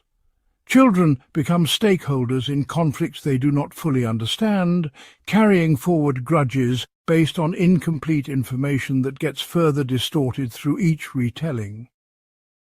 The inherited emotional accounts accumulate additional layers of interpretation and resentment as new generations add their own feelings about being dragged into conflicts that preceded their birth but continue affecting their family relationships and social opportunities.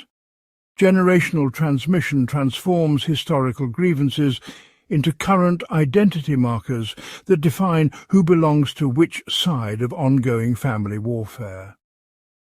The famous Hatfield and McCoy feud demonstrates how initial incidents that might have been resolved through direct communication can escalate into multi-generational warfare that eventually consumes entire family systems and destroys hundreds of lives through accumulated psychological interest. The conflict began with Civil War loyalties and a disputed pig, but grew into a comprehensive blood feud that killed at least 13 people and terrorized entire communities for more than 3 decades.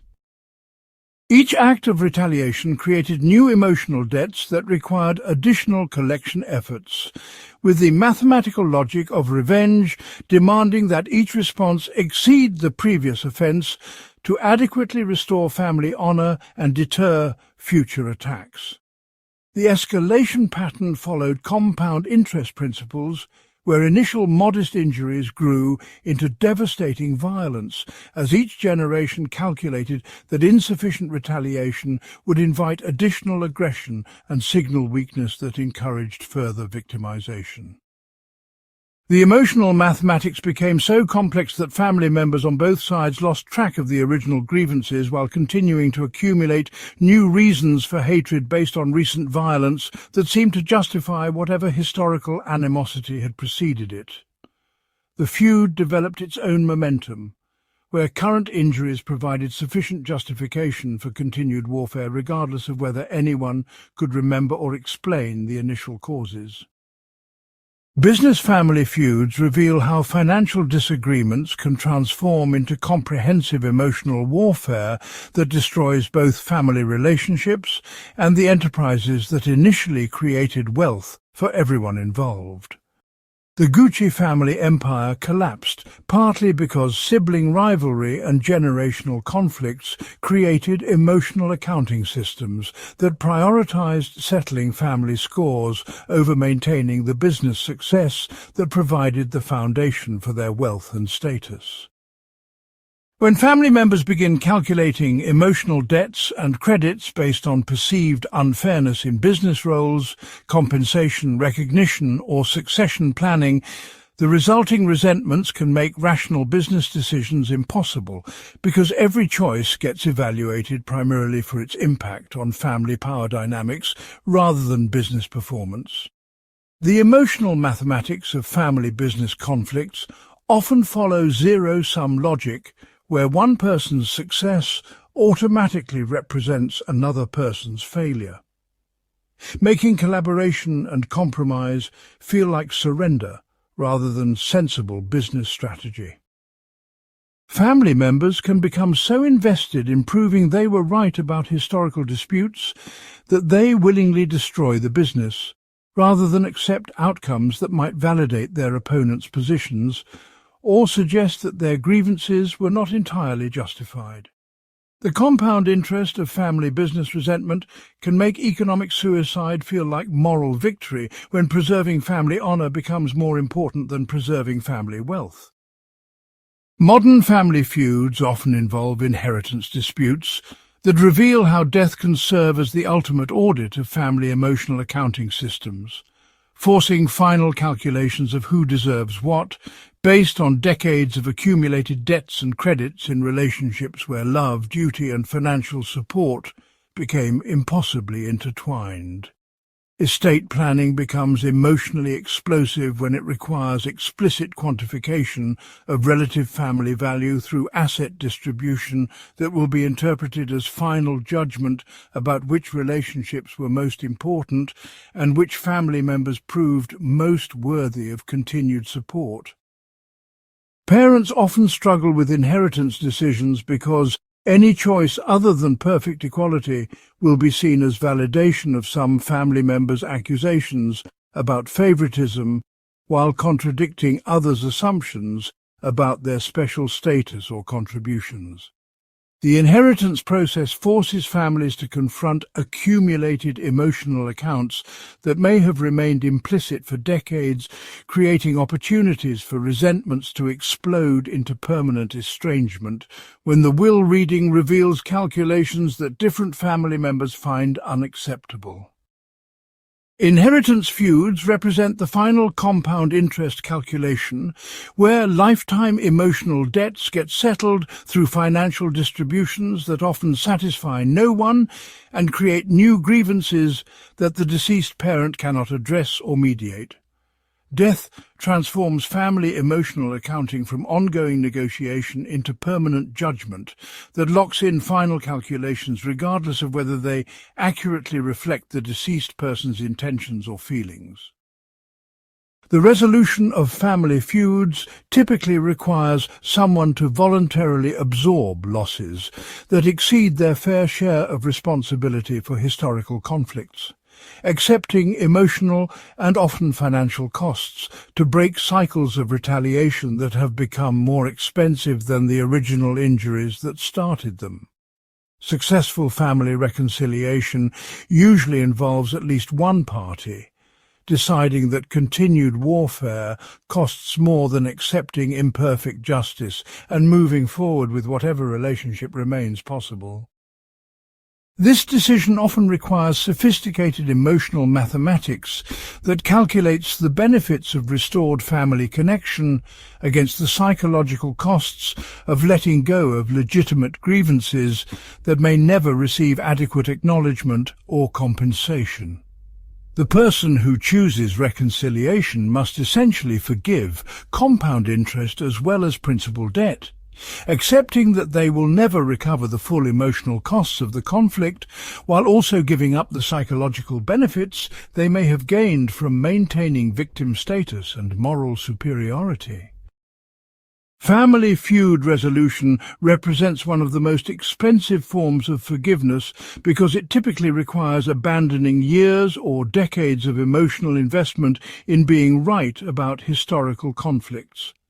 The mathematics of family reconciliation rarely involve equal sacrifice from all parties, but rather asymmetrical generosity from whoever finds continued warfare more costly than imperfect peace.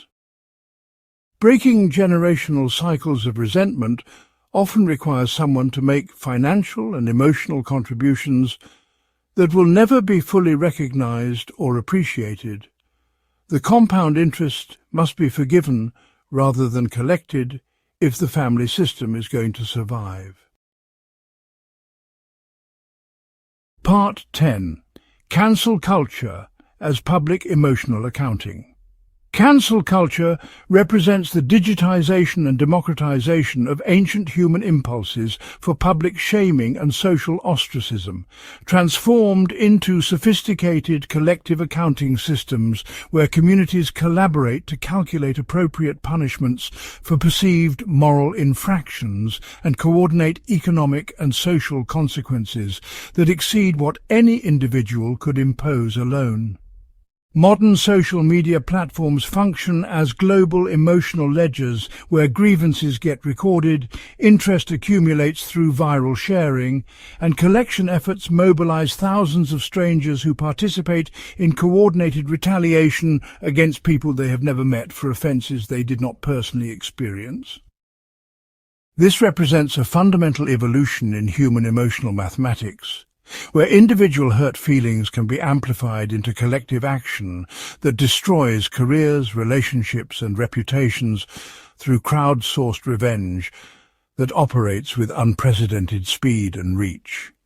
Understanding cancel culture through the lens of emotional accounting reveals how digital technology has transformed personal grudges into public spectacles while creating new forms of compound interest where minor infractions can generate massive consequences through collaborative calculation of social debts.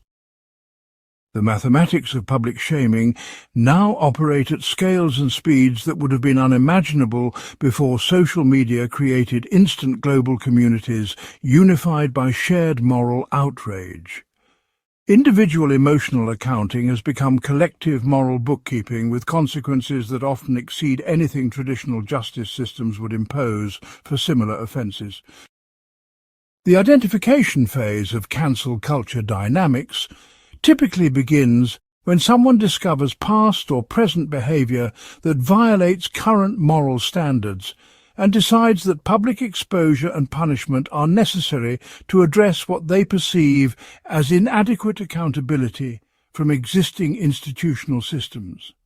The initial calculator of emotional debt may be genuinely injured by the behavior in question, but social media amplification allows their personal grievance to be adopted by thousands of others who begin their own emotional accounting processes based on second-hand information and projected empathy for victims they do not know.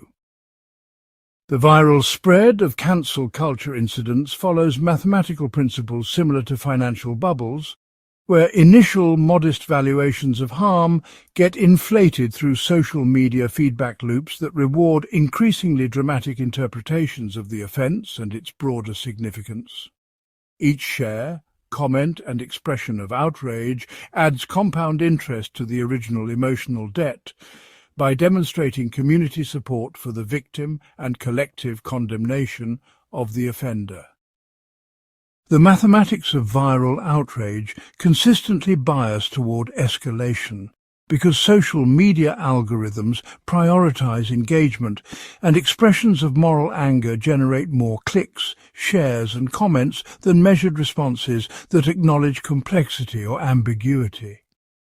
Digital platforms profit from amplifying emotional accounting that might have remained private in previous eras, but now becomes community entertainment that generates advertising revenue from collective participation in public moral mathematics.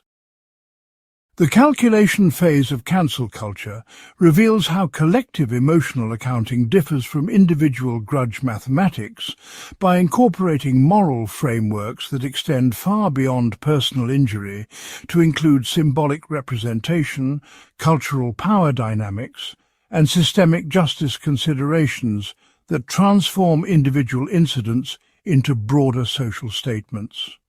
A single person's offensive comment gets recalculated as evidence of pervasive discrimination that requires comprehensive response to address not just the immediate harm, but the cultural patterns that the incident supposedly represents.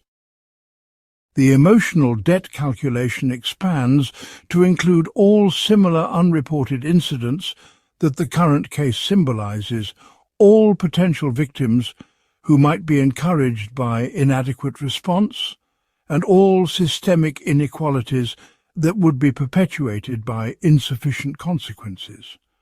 This mathematical expansion transforms individual accountability into representative punishment where one person receives consequences calculated to address much larger problems than their specific actions could possibly have caused. The symbolic mathematics of cancel culture consistently generate punishment levels that seem disproportionate to individual offences because the emotional accounting includes collective debts that extend far beyond what any single person could reasonably be expected to pay. Individual cases become vehicles for settling much larger social accounts that have been accumulating interest across decades or centuries of historical injustice. The enforcement phase demonstrates how digital technology enables collective action that can impose consequences more severe than formal legal systems while operating without the procedural safeguards, proportionality requirements, or appeals processes that traditional justice systems developed to prevent excessive punishment. Social media campaigns can destroy someone's career, reputation, and mental health within days through coordinated pressure on employers, family members and social networks that treat association with the cancelled person as complicity in their moral infractions. The distributed nature of cancel culture enforcement means that no individual participant feels responsible for the cumulative consequences because each person contributes only a small piece of the collective punishment through sharing, commenting, or expressing disapproval that feels proportionate to their individual emotional calculation. However, when thousands of people each contribute their modest emotional accounting, the mathematical sum can exceed anything the original offence warranted while creating a diffusion of responsibility that makes it difficult to recognize or address excessive collective punishment. The mathematics of crowdsourced consequences follow the same compound interest principles as individual grudges, but amplified through social networks that can mobilize global participation in settling emotional debts that began as local or personal conflicts. Digital enforcement creates new forms of emotional mathematics, where individual moral judgments aggregate into collective actions that no participant intended or could control individually. The proportionality problem in cancel culture emerges from fundamental mismatches between the emotional mathematics that individuals use to calculate personal grievances and the collective mathematics that communities use to demonstrate moral solidarity and social progress. Someone who makes a thoughtless comment might deserve criticism, education, or social disapproval, but the viral dynamics of digital outrage can generate consequences that include job loss, death threats, social isolation, and permanent reputation damage that seems wildly disproportionate to the original offence. The mathematical mismatch occurs because individual participants in cancel culture campaigns often calculate their contributions based on the isolated incident they are responding to, while the cumulative effect operates according to collective mathematics that include much larger social and historical contexts. A single inappropriate joke gets punished as if it were systematic harassment.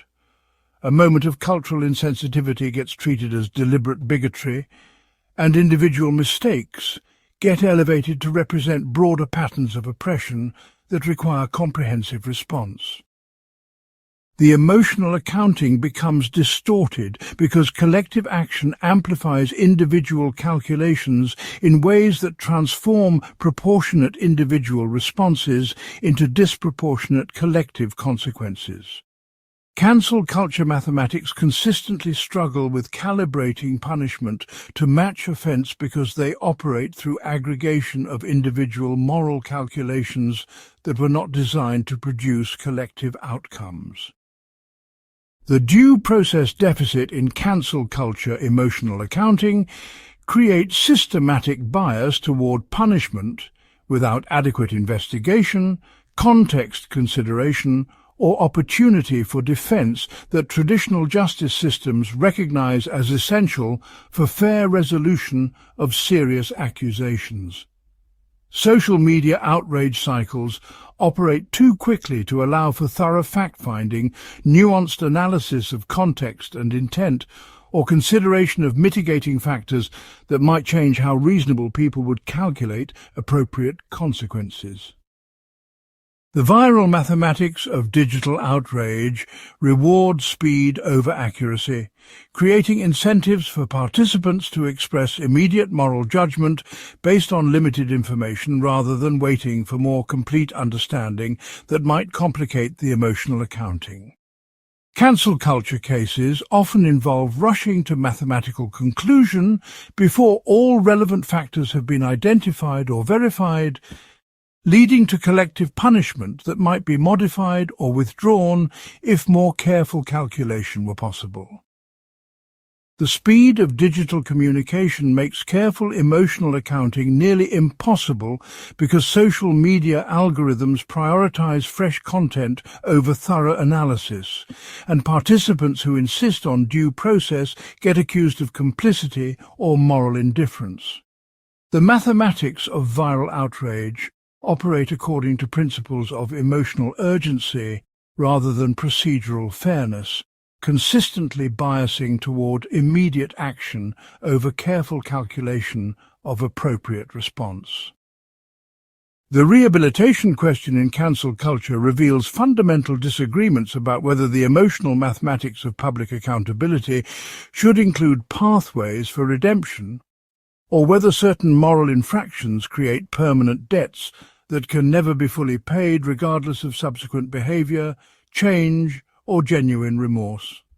Some participants in cancel culture view themselves as operating eternal emotional accounting systems where moral debts never expire and offenders remain permanently excluded from full social participation regardless of their efforts at growth, education or amends-making.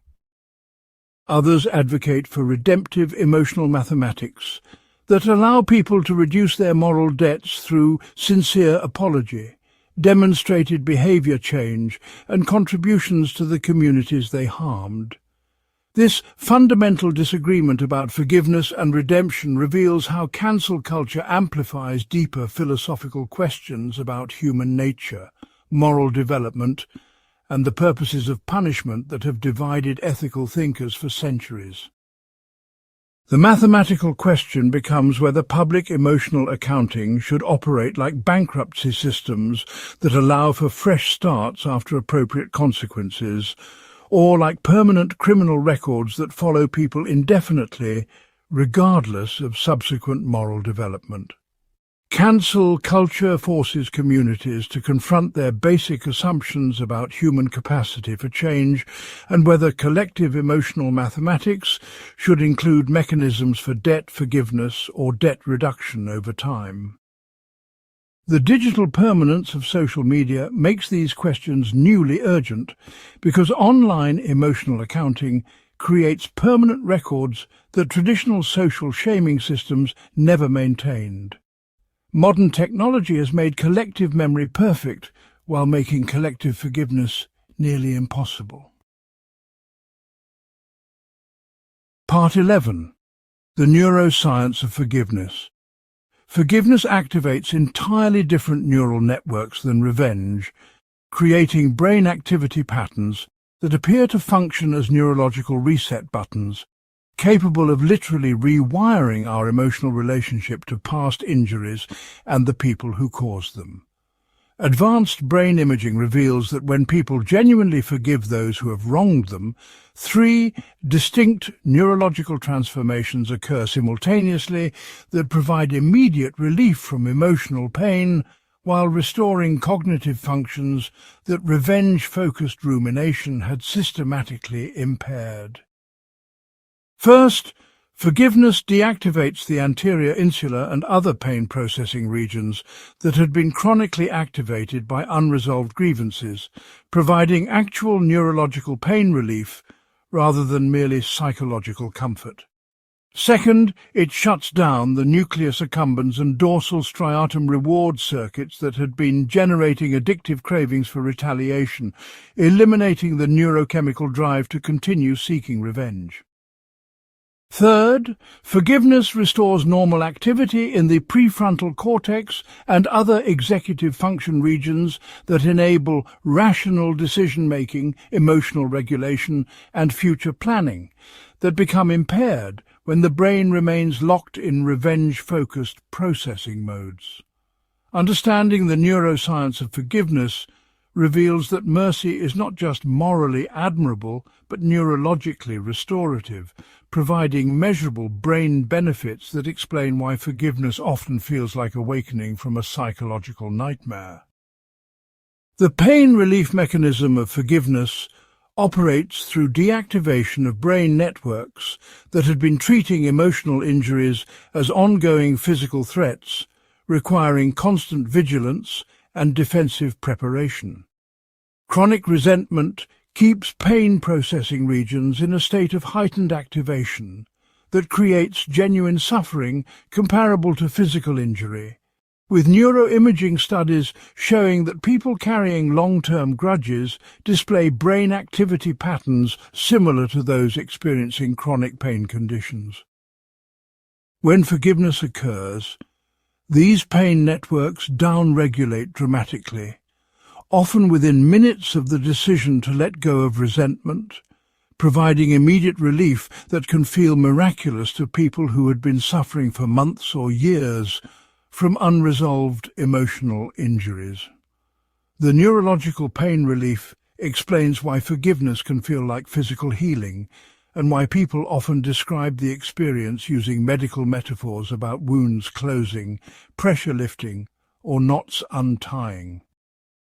Brain chemistry research shows that forgiveness triggers release of endorphins and other natural pain-relieving substances that provide genuine comfort comparable to pharmaceutical interventions, suggesting that mercy literally functions as medicine for emotional wounds.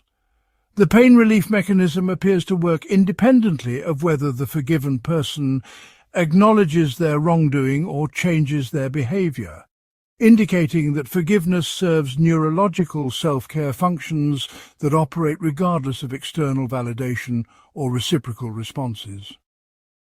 The addiction interruption function of forgiveness works by breaking neurochemical cycles that had made revenge-seeking feel compulsively necessary, despite its failure to provide lasting satisfaction.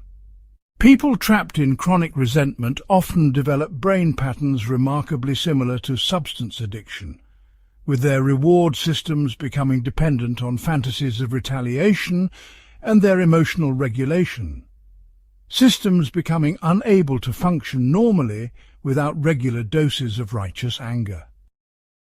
Forgiveness interventions show measurable effects on these addiction-like patterns within remarkably short time periods, often producing detectable changes in brain activity after single therapy sessions focused on mercy and letting go. The neurochemical shift involves rebalancing dopamine and serotonin systems that had become dysregulated through chronic revenge preoccupation, restoring natural reward responsiveness that allows people to find satisfaction in present-moment experiences rather than fantasize future vindication.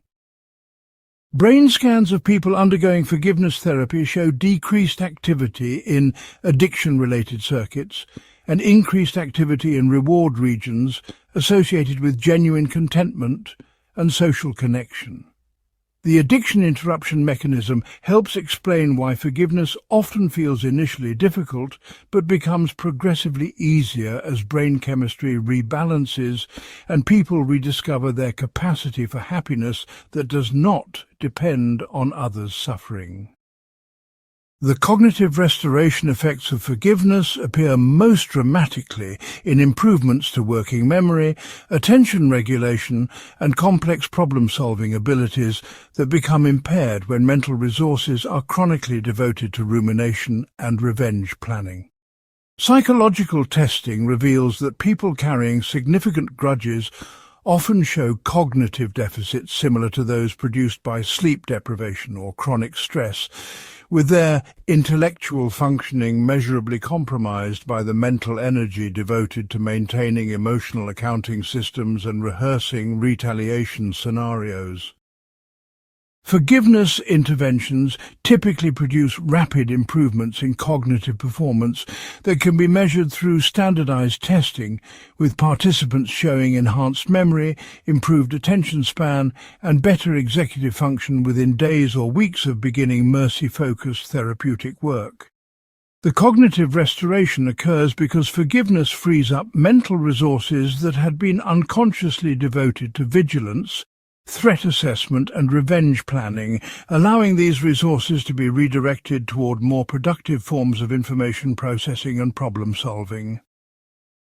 Neuroplasticity research suggests that chronic resentment can actually reshape brain structure in ways that prioritize threat detection and retaliatory thinking over cognitive flexibility and creative problem-solving. Forgiveness appears to reverse some of these structural changes through mechanisms that remain partially mysterious, but consistently produce measurable improvements in intellectual functioning and emotional regulation.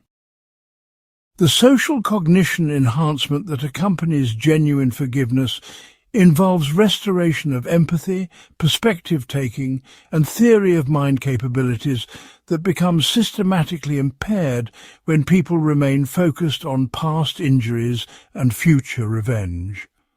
Chronic resentment tends to reduce people's ability to understand others' mental states, motivations, and emotional experiences, because revenge-focused thinking requires maintaining simplified models of human behavior, where offenders are consistently evil and victims are consistently innocent. Forgiveness interventions typically produce measurable improvements in empathy tests and social cognition assessments as people regain their capacity to understand complex human motivations and recognize their own contributions to interpersonal conflicts. The social cognition restoration appears to work through reactivation of brain networks involved in mentalizing and perspective-taking that become suppressed when emotional accounting systems demand black-and-white moral calculations. People who successfully forgive often report improved relationships across their entire social network, not just with the specific individuals they forgave, suggesting that mercy enhances general social skills rather than merely resolving specific conflicts. The social cognition benefits help explain why forgiveness programs often produce improvements in marriage satisfaction, parenting effectiveness, and workplace relationships that extend far beyond the original therapeutic targets. The stress response normalization that follows authentic forgiveness involves comprehensive rebalancing of hormonal and autonomic nervous systems that had been chronically activated by unresolved emotional debts and ongoing vigilance for additional threats.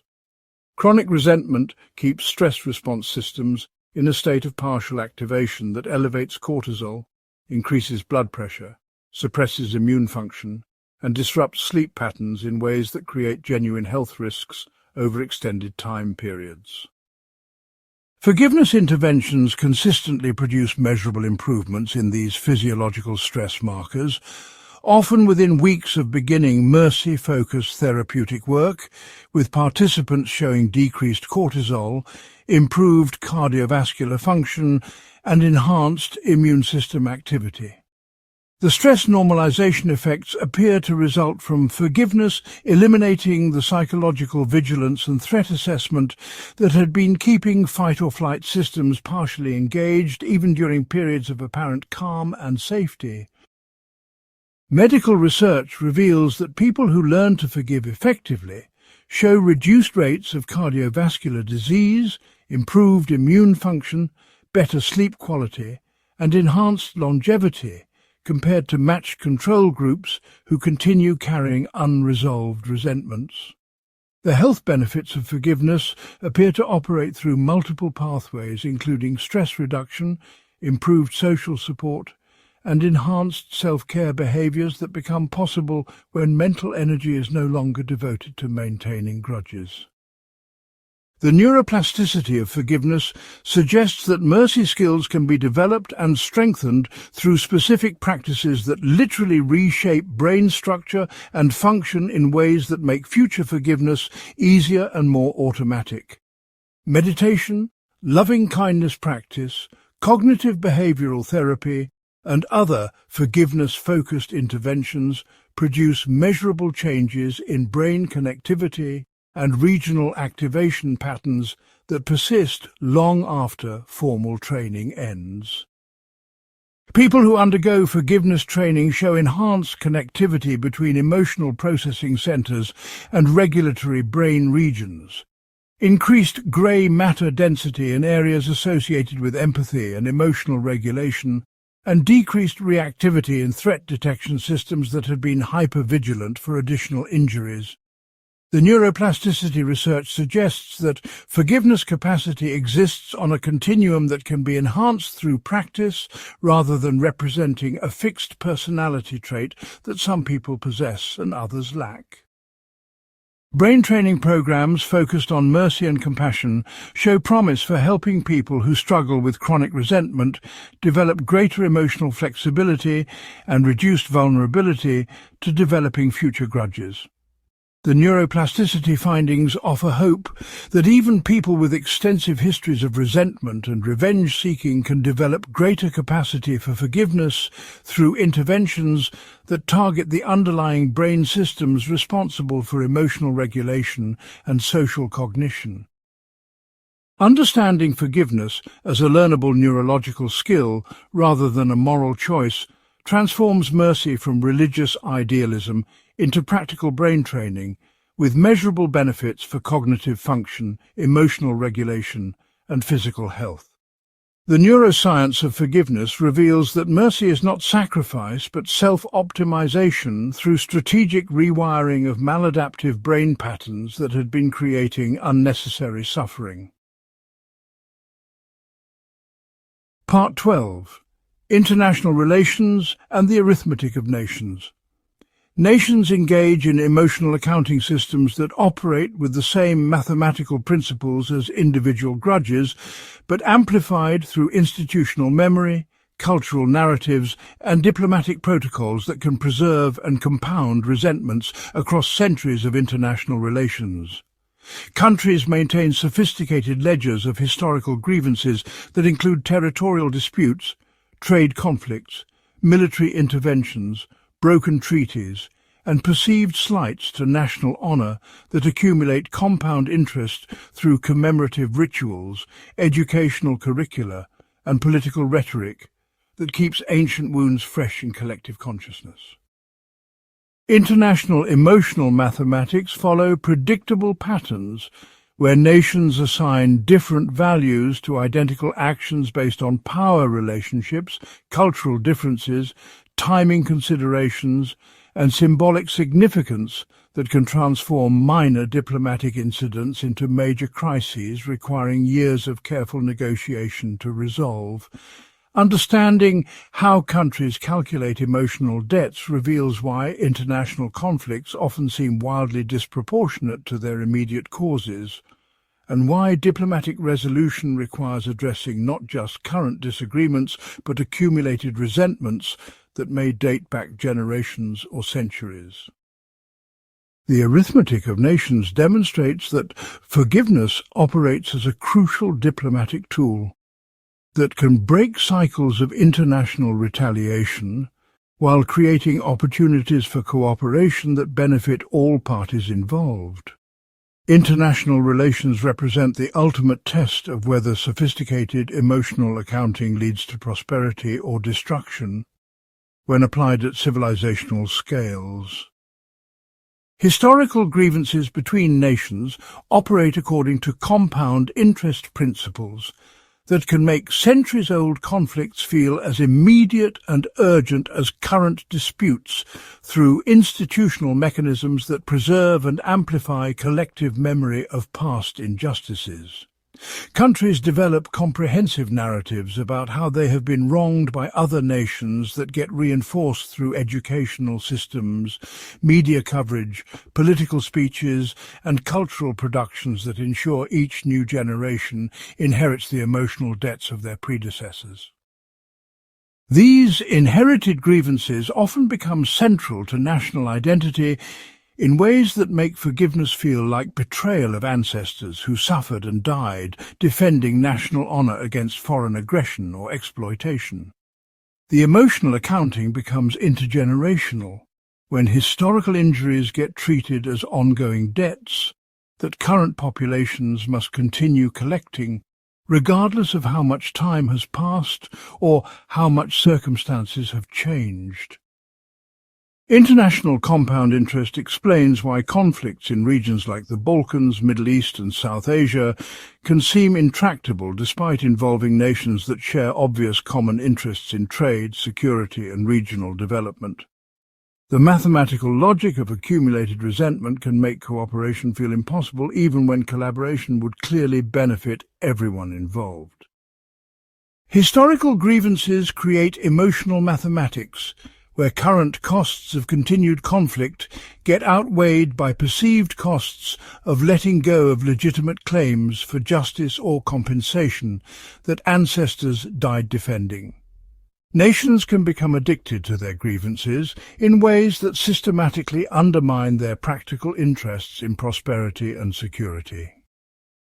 Territorial disputes reveal how emotional attachment to specific geographical areas can create emotional accounting systems that value symbolic possession far beyond any rational calculation of economic or strategic importance. Small islands, remote mountain regions, and arbitrary border demarcations can generate international crises that cost far more to maintain than the disputed territories could ever be worth, because the emotional mathematics include considerations of national honour, historical precedent, and domestic political credibility that multiply basic economic calculations exponentially. The Falkland Islands conflict between Britain and Argentina demonstrated how emotional valuations of territorial sovereignty can justify military expenditures that exceed the economic value of the disputed territory by orders of magnitude when national pride and political legitimacy become part of the accounting equation. Similarly, ongoing disputes over uninhabited rocks in the South China Sea involve emotional calculations, where yielding any claim feels like comprehensive defeat that would encourage additional challenges to national sovereignty throughout the region.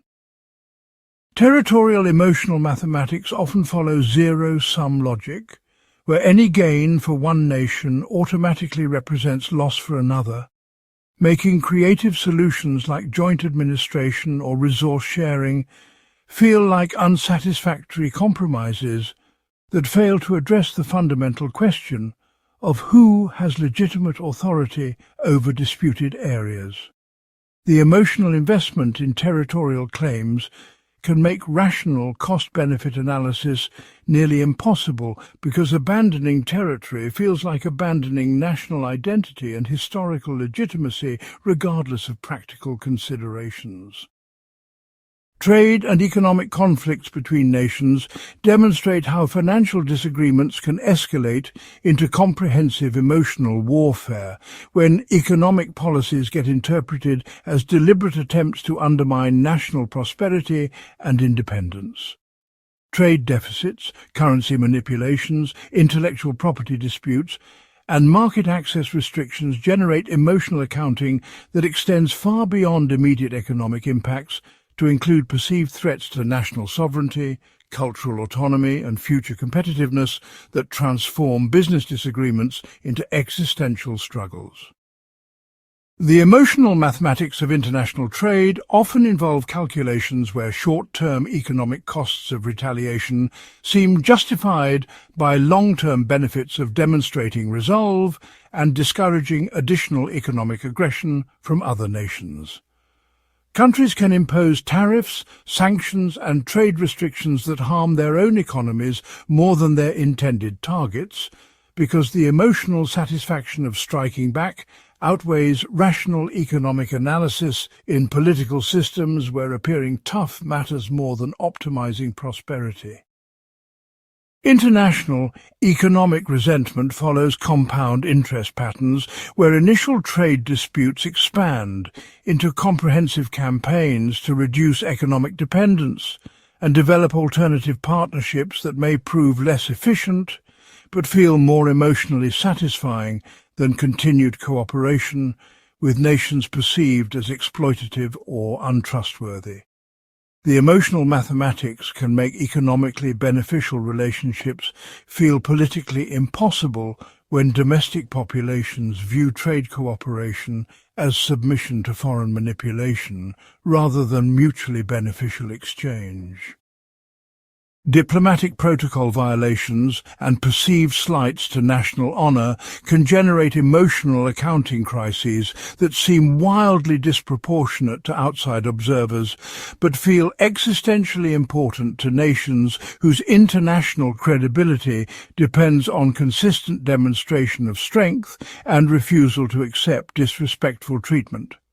Cancelled diplomatic visits, inappropriate seating arrangements, translation errors and breaches of ceremonial protocol can escalate into major international incidents because they get calculated as deliberate attempts to signal disrespect or diminished status, rather than innocent mistakes or administrative oversights. The emotional mathematics of diplomatic respect operate according to symbolic logic, where every interaction gets analysed for hidden messages about relative power, cultural superiority, and future relationship expectations that may have profound implications for domestic political legitimacy, and international negotiating position.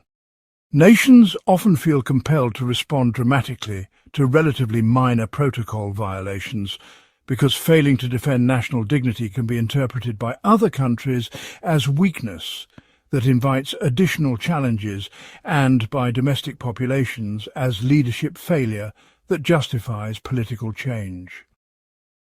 The compound interest of accumulated diplomatic slights can create atmospheres of suspicion and hostility that make productive international cooperation nearly impossible, even when all parties recognize their shared interests in addressing common challenges like climate change, terrorism, or economic instability. Diplomatic emotional accounting can trap nations in cycles of mutual retaliation over ceremonial issues, while preventing collaboration on substantive problems that affect their citizens' welfare and security. International forgiveness and reconciliation efforts demonstrate how sophisticated diplomatic engineering can break cycles of national resentment while creating new foundations for cooperation that benefit all parties involved. The Franco-German reconciliation after World War II represents perhaps the most successful example of international emotional debt forgiveness, transforming centuries of warfare and mutual hostility into comprehensive partnership that anchored European integration and created unprecedented prosperity and security for both nations. This transformation required deliberate emotional mathematics that prioritized future benefits of cooperation over historical claims for justice, with both countries making conscious decisions to forgive massive grievances in service of creating better outcomes for subsequent generations. The reconciliation process involved systematic efforts to rewrite national narratives, redesign educational curricula, create cultural exchange programs, and develop economic partnerships that made continued conflict feel counterproductive rather than necessary for national honor.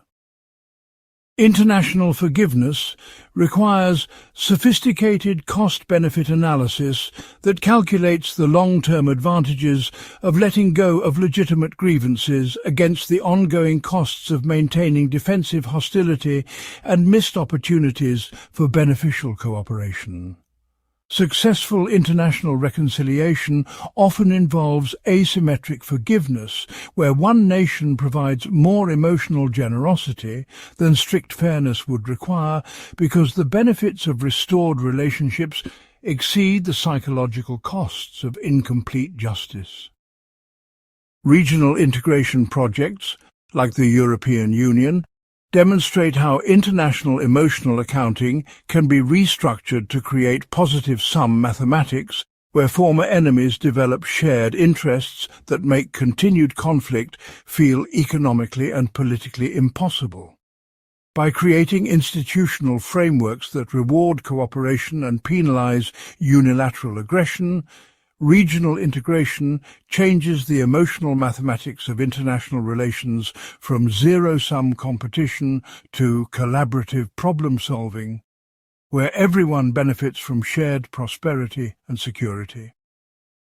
The European integration process required participating nations to gradually transfer sovereignty over specific policy areas to supranational institutions that could mediate disputes and coordinate responses to common challenges in ways that made bilateral conflicts feel archaic and counterproductive.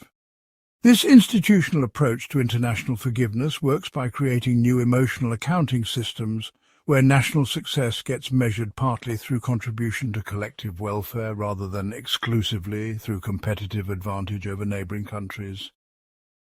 Regional integration transforms international emotional mathematics by making former enemies into stakeholders in each other's prosperity, while creating shared institutions that can address grievances through legal and political processes rather than military or economic retaliation. The success of international forgiveness often depends on creating new institutional contexts where cooperation becomes more rewarding than continued competition, and where shared challenges require collaborative responses that make historical grudges feel like expensive luxuries that prevent effective problem-solving. Understanding international relations as emotional accounting systems reveals that diplomatic forgiveness is not naive idealism, but sophisticated realism about what strategies actually work for creating prosperity, security, and influence in increasingly interconnected global systems. The arithmetic of nations consistently favors cooperation over competition when calculated across realistic time horizons that include the compound costs of permanent defensive positioning and missed opportunities for beneficial partnership. Part 13. The mathematics of meaningful apologies. Apologies operate as complex emotional transactions that attempt to balance psychological ledgers through carefully calculated combinations of acknowledgement, responsibility, remorse, and behavioral change, promises that must satisfy sophisticated internal accounting systems before forgiveness becomes psychologically possible. The mathematics of meaningful apologies involve precise calibration of several distinct components that each address specific aspects of the emotional debt created by harmful actions, with successful reconciliation requiring adequate coverage of acknowledgement that validates the victim's experience, responsibility, acceptance that satisfies their need for accountability, genuine remorse that demonstrates appropriate emotional impact, and credible commitment to behavior change that reduces future threat assessment. Understanding why some apologies feel deeply satisfying while others seem insulting or inadequate reveals the complex psychological mathematics that govern how humans calculate whether emotional debts have been sufficiently addressed to justify releasing resentment and restoring relationship trust. The emotional accounting systems that evaluate apologies operate according to predictable principles that can help both offenders and victims understand what elements are necessary for genuine reconciliation, and why superficial expressions of regret so often fail to resolve conflicts or restore damaged relationships. Meaningful apologies require sophisticated understanding of the specific emotional mathematics that determine whether victims will experience psychological closure or continued resentment, regardless of the offender's stated intentions or feelings. The science of apology reveals that reconciliation depends more on mathematical precision in addressing psychological needs than on emotional sincerity or moral good intentions. The acknowledgement component of meaningful apologies must demonstrate accurate understanding of what specifically happened and how it affected the victim, with precision that proves the offender has invested sufficient mental energy to comprehend the full scope of harm they caused, rather than minimizing or misrepresenting the incident to reduce their own psychological discomfort. Victims' emotional accounting systems carefully evaluate whether apologies include detailed recognition of specific actions, accurate assessment of their impact, and appropriate understanding of why those impacts were harmful in ways that validate the victim's experience rather than offering generic expressions of regret that could apply to any situation. The acknowledgement mathematics require offenders to demonstrate that they have genuinely engaged with the victim's perspective, rather than simply expressing whatever remorse seems strategically necessary to restore relationship equilibrium or avoid further consequences. Inadequate acknowledgement feels insulting, because it suggests the offender has not invested sufficient effort to understand what they did wrong, indicating either continued disrespect for the victim or emotional laziness that makes future harm more likely. Meaningful acknowledgement often requires offenders to recognize impacts they had not initially considered, understand perspectives they had not previously appreciated, and validate experiences they may have initially minimized or dismissed as overreaction. The acknowledgement component functions as proof that the offender has updated their mental model of the victim's inner life and will therefore be less likely to repeat similar mistakes in future interactions. Victims often remain resentful after receiving apologies that feel inadequate, primarily because insufficient acknowledgement suggests continued fundamental misunderstanding that indicates high probability of repeated harm. The emotional mathematics treat acknowledgement accuracy as predictive data about future relationship safety and offender reliability. Responsibility acceptance represents the most mathematically crucial component of meaningful apologies because it determines whether victims will experience the psychological satisfaction of having their reality validated by the person whose actions created doubt about their perceptions, worth, or judgment.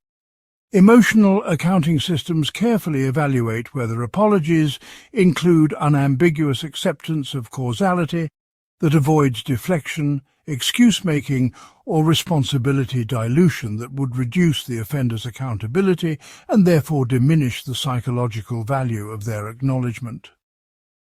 Responsibility mathematics operate according to zero-sum logic, where any attempt to share blame with circumstances, other people, or the victim themselves proportionally reduces the emotional satisfaction that comes from having one's experience validated by clear admission of wrongdoing.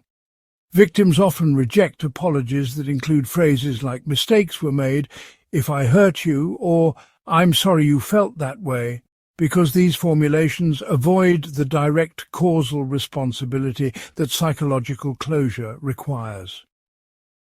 Meaningful responsibility acceptance requires offenders to use active voice constructions that clearly identify themselves as the agent of harmful actions, rather than passive voice formulations that obscure agency and reduce psychological impact.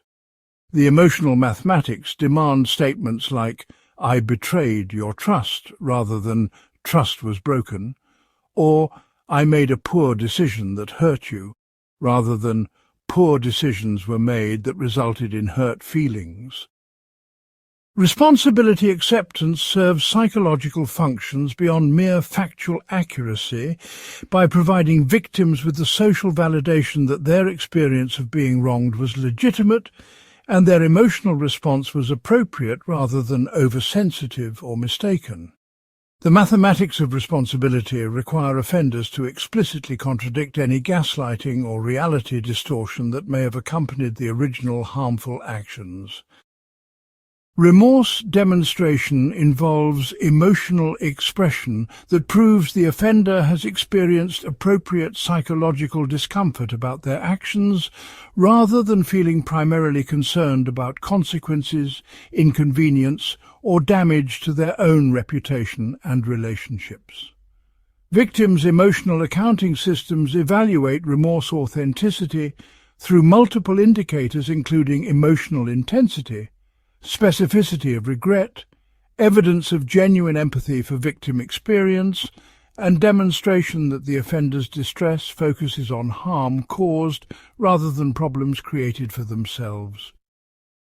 Authentic remorse mathematics require offenders to show that they have internalized appropriate emotional consequences for their actions rather than simply expressing strategic regret designed to minimize external consequences or restore social standing. Victims often reject apologies where remorse seems primarily focused on the offender's reputation damage, relationship problems, or practical difficulties rather than genuine concern for the harm they inflicted on others.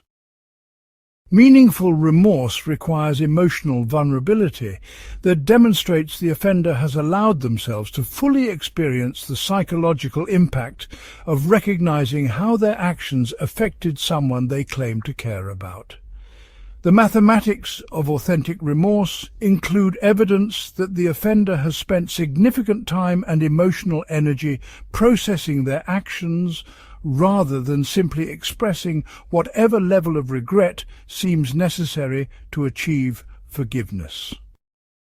Remorse serves psychological functions by providing victims with evidence that offenders have internalized appropriate moral and emotional feedback that will help prevent similar actions in the future. The emotional accounting treats authentic remorse as predictive data about the offender's capacity for empathy and moral development that affects assessment of relationship safety and future trustworthiness. Behavioral change commitment represents the forward-looking component of apology mathematics that addresses victims' practical concerns about future relationship safety rather than merely settling accounts about past harm. Meaningful behavioral change promises must include specific action plans that address the underlying causes of harmful behavior rather than generic commitments to do better or be more careful that provide no concrete information about how recurrence will be prevented.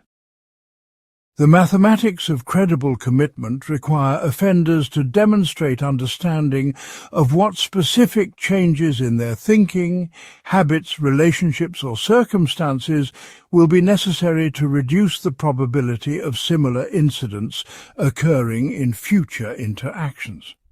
Victims' emotional accounting systems evaluate behavioral change commitments based on their specificity, realism, measurability, and evidence that the offender has invested serious effort in understanding what systemic changes will be necessary, rather than simply promising increased effort or attention. Meaningful behavioral change commitments often include concrete steps like therapy, education, skill development, relationship changes, or lifestyle modifications that address root causes rather than merely symptoms of the behavior that created harm. The commitment mathematics require evidence that offenders understand their actions resulted from systemic issues that require systematic solutions, rather than isolated mistakes that can be prevented through increased willpower or good intentions. Behavioral change promises serve psychological functions by providing victims with concrete data about future relationship safety that allows them to make informed decisions about whether continued interaction serves their interests. The emotional mathematics treat commitment specificity and realism as predictive information about whether forgiveness represents genuine resolution or merely temporary conflict avoidance that will require repeated renegotiation. Timing considerations in apology mathematics involve complex calculations about when expressions of remorse will feel genuine versus manipulative, based on the offender's apparent motivations and the external pressures that may be driving their decision to apologize.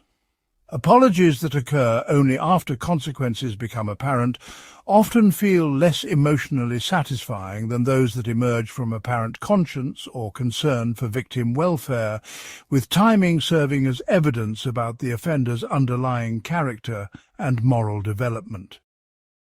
The mathematics of apology timing include assessment of whether remorse expression feels driven by genuine recognition of wrongdoing or strategic calculation about how to minimize external consequences and restore social standing.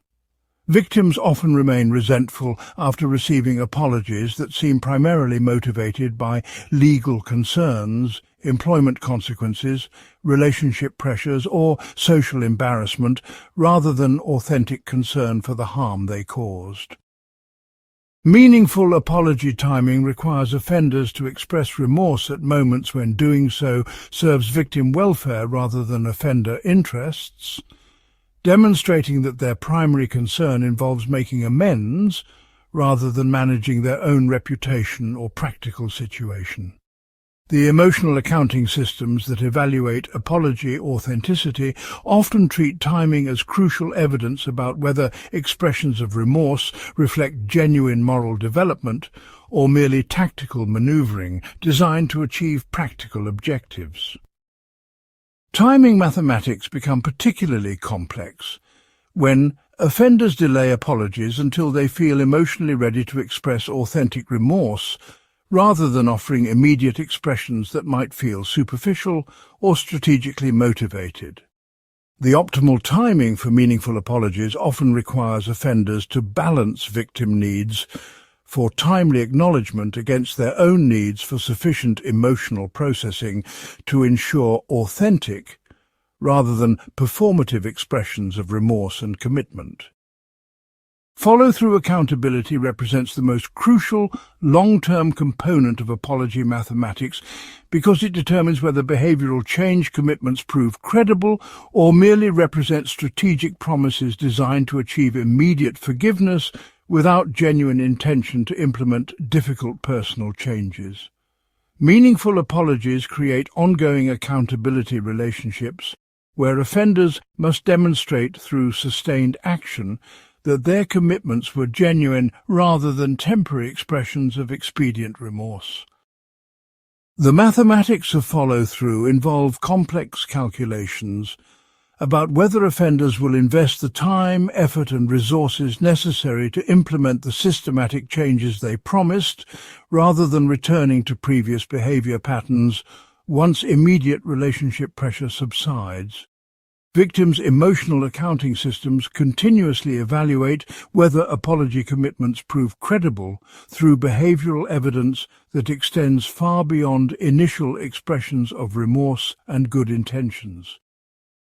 Follow-through accountability often requires ongoing communication about progress, setbacks and challenges that provides victims with current information about whether behavioral change efforts are succeeding or whether additional intervention may be necessary.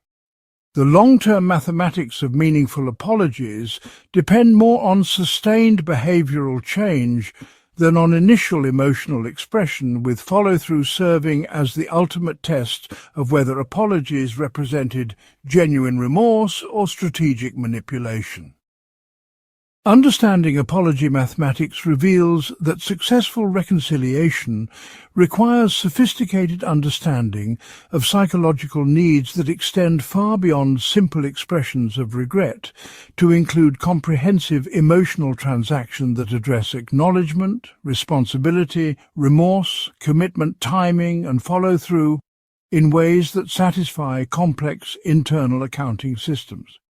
The science of meaningful apologies demonstrates that forgiveness depends more on mathematical precision in addressing psychological needs than on emotional sincerity or moral good intentions from offenders seeking reconciliation. Part 14. Karma as Cosmic Accounting.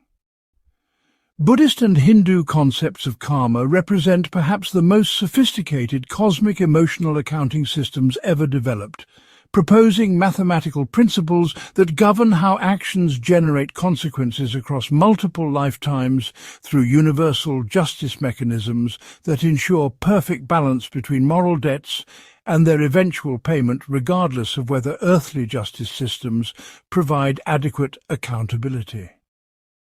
Karmic mathematics operate according to precise laws that calculate not just the immediate effects of actions, but their reverberating consequences through complex causal networks that can extend across generations, lifetimes, and dimensional boundaries to ensure that no moral debt remains permanently uncollected and no virtuous action goes ultimately unrewarded.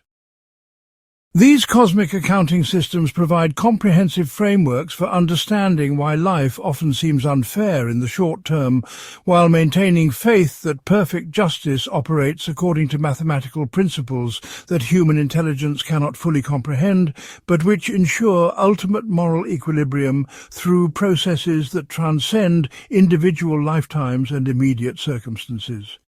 Understanding karma as cosmic emotional mathematics reveals how these ancient wisdom traditions developed sophisticated responses to the problem of unresolved grievances that provide psychological alternatives to individual revenge, while maintaining confidence in universal justice that operates according to principles more comprehensive and reliable than human legal or social systems. Karmic accounting represents humanity's most ambitious attempt to solve the mathematical problem of unresolved emotional debts through cosmic systems that guarantee eventual perfect justice for all beings. The mathematics of karma transform individual grudges into cosmic trust that universal principles will ensure appropriate consequences without requiring personal investment in revenge or retaliation. The principle of karmic causation operates according to mathematical laws that connect actions with their consequences through invisible networks of cause and effect that ensure every deed generates proportionate results even when immediate circumstances seem to contradict moral expectations about justice and fairness. Karmic mathematics propose that the universe functions as a perfect accounting system where positive actions create positive karma that will eventually manifest as beneficial circumstances, while negative actions generate negative karma that must be balanced through appropriate suffering or limitation, regardless of how much time passes between cause and effect. These cosmic calculations include not just external actions, but internal motivations, emotional states, and mental formations that contribute to overall karmic balance through psychological mechanisms that affect future circumstances in ways that purely behavioral accounting systems cannot capture. The mathematical precision of karmic law suggests that consequences occur not through divine intervention or conscious cosmic judgment, but through impersonal universal principles that operate with the same reliability as physical laws governing gravity, electromagnetism, or thermodynamics. Karmic accounting proposes that moral universe operates according to conservation principles where positive and negative energy must ultimately balance across extended time frames that may require multiple lifetimes to complete the mathematical equations that ensure perfect justice. The cosmic mathematics eliminate the need for individual revenge by guaranteeing that universal systems will provide more comprehensive and accurate justice than human beings could achieve through personal retaliation or institutional legal processes. Individual karmic accounts operate according to sophisticated mathematics that track not just personal actions and their consequences, but also collective karma generated through participation in group activities, inherited karma from family and cultural lineages, and accumulated karma from previous lifetimes that influences current circumstances through cosmic accounting systems that maintain perfect records across unlimited time spans. Personal karmic mathematics include calculations for intentional actions, unintentional consequences, thoughts and emotions that generate karmic energy, and responses to situations that test character and moral development in ways that either improve or worsen overall karmic balance. The individual accounting recognizes that people inherit karmic debts and credits from previous incarnations that help explain why some individuals seem to face disproportionate challenges or receive unearned advantages that appear unfair when calculated according to current lifetime actions alone. Karmic mathematics also include collective responsibility calculations, where individuals participate in group karma generated by their families, communities, nations, and species through associations that create shared karmic consequences for collective actions that affect other beings. The cosmic accounting systems track how individual choices contribute to larger patterns of harmony or suffering that generate collective karmic consequences shared among all participants in social systems that cause benefit or harm to other conscious beings. Personal karmic accounts operate within larger collective calculations that ensure individual actions receive appropriate consequences while also balancing group karma generated through social participation in systems that affect the welfare of other sentient beings. The mathematical principle of karmic interest suggests that unresolved moral debts accumulate additional karmic weight over time when people avoid taking responsibility for harmful actions or fail to make appropriate amends for damage they have caused to other beings. Karmic compound interest operates through psychological and spiritual mechanisms where unacknowledged wrongdoing creates additional karmic debt through the ongoing harm caused by refusing to take responsibility, express genuine remorse, or make appropriate restitution for past actions. The cosmic mathematics recognize that denial, justification, and avoidance of accountability generate additional negative karma beyond the original harmful actions because they represent continued choices to prioritize self-protection over moral development and concern for others' welfare. Karmic interest calculations include the cumulative effects of persistent selfishness, lack of empathy, and refusal to engage in moral growth that compounds original karmic debts through ongoing patterns of behavior that demonstrate unchanged character and continued potential for similar harmful actions. The compound interest mechanism explains why karmic consequences sometimes seem disproportionately severe compared to original actions, since cosmic accounting includes not just initial harm, but accumulated additional karma generated through persistent refusal to acknowledge wrongdoing or develop greater moral sensitivity. Karmic mathematics provide incentives for immediate acknowledgement and appropriate response to moral failures because early accountability prevents compound interest from accumulating additional karmic debt that must eventually be balanced through corresponding suffering or limitation. Karmic forgiveness operates according to cosmic mathematics that distinguish between releasing personal resentment and interfering with universal justice systems that ensure appropriate consequences for harmful actions regardless of whether victims choose to maintain personal grudges or emotional investment in outcomes. Buddhist and Hindu teachings suggest that forgiveness serves individual liberation from negative karma generated by anger, resentment, and revenge desires while allowing cosmic justice systems to operate without personal interference or emotional investment in specific outcomes. The karmic mathematics of forgiveness recognize that maintaining grudges creates negative karma for the victim through ongoing anger, hatred, and desire for revenge that generate additional suffering and karmic debt beyond what was created by the original harmful actions. Forgiveness becomes mathematically optimal because it eliminates negative karmic consequences for the victim while trusting cosmic accounting systems to ensure appropriate consequences for perpetrators through universal justice mechanisms that operate more effectively than personal revenge efforts.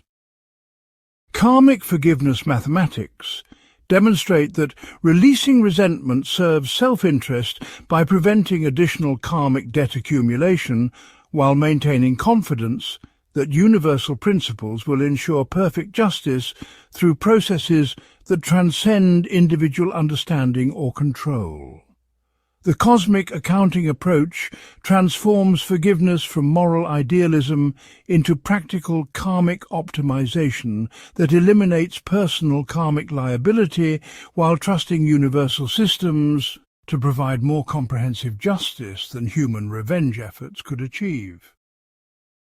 Karmic rebirth mathematics propose that consciousness continues after physical death and inherits karmic accounts that determine circumstances of subsequent incarnations through cosmic justice systems that ensure perfect balance between past actions and future experiences across unlimited lifetimes.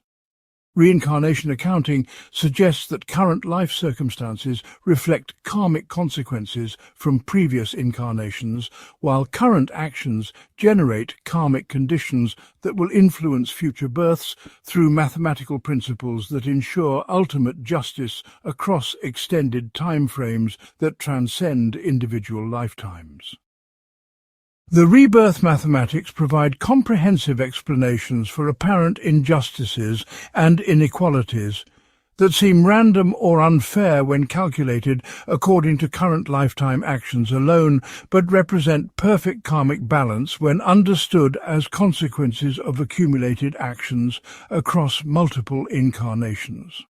Karmic rebirth accounting eliminates the need for immediate justice or personal revenge by guaranteeing that cosmic systems will ensure appropriate consequences through future incarnations that provide perfect opportunities for karmic balancing, regardless of how much time is required to complete the mathematical equations. The reincarnation framework transforms individual grudges into cosmic patience that trusts universal justice systems to provide more comprehensive accountability than earthly legal systems or personal retaliation efforts could achieve within single lifetimes. Karmic rebirth mathematics offer ultimate resolution for unresolved emotional debts by guaranteeing that cosmic accounting systems will ensure perfect justice across unlimited time frames that make personal investment in revenge unnecessary and counterproductive for individual spiritual development. Liberation from karmic mathematics represents the ultimate goal of spiritual development, where consciousness transcends individual emotional accounting systems and cosmic justice calculations through enlightenment that eliminates the psychological mechanisms that generate karmic debt and credit accumulation.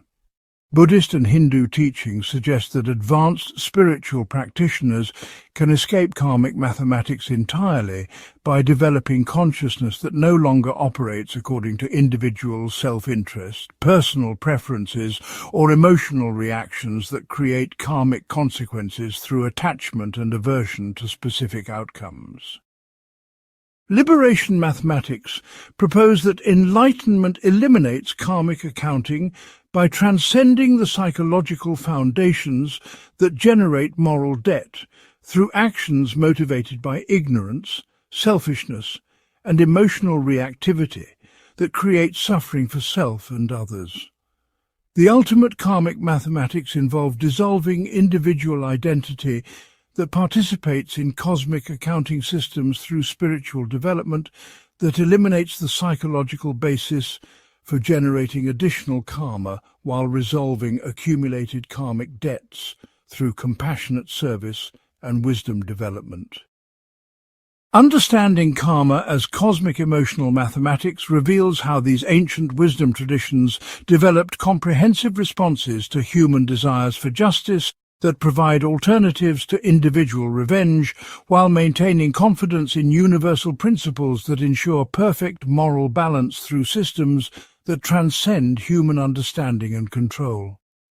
Karmic accounting represents humanity's most sophisticated attempt to solve the mathematical problem of unresolved grievances through cosmic trust that eliminates the need for personal investment in emotional debt collection while guaranteeing ultimate justice through universal principles that operate with perfect accuracy across unlimited time frames.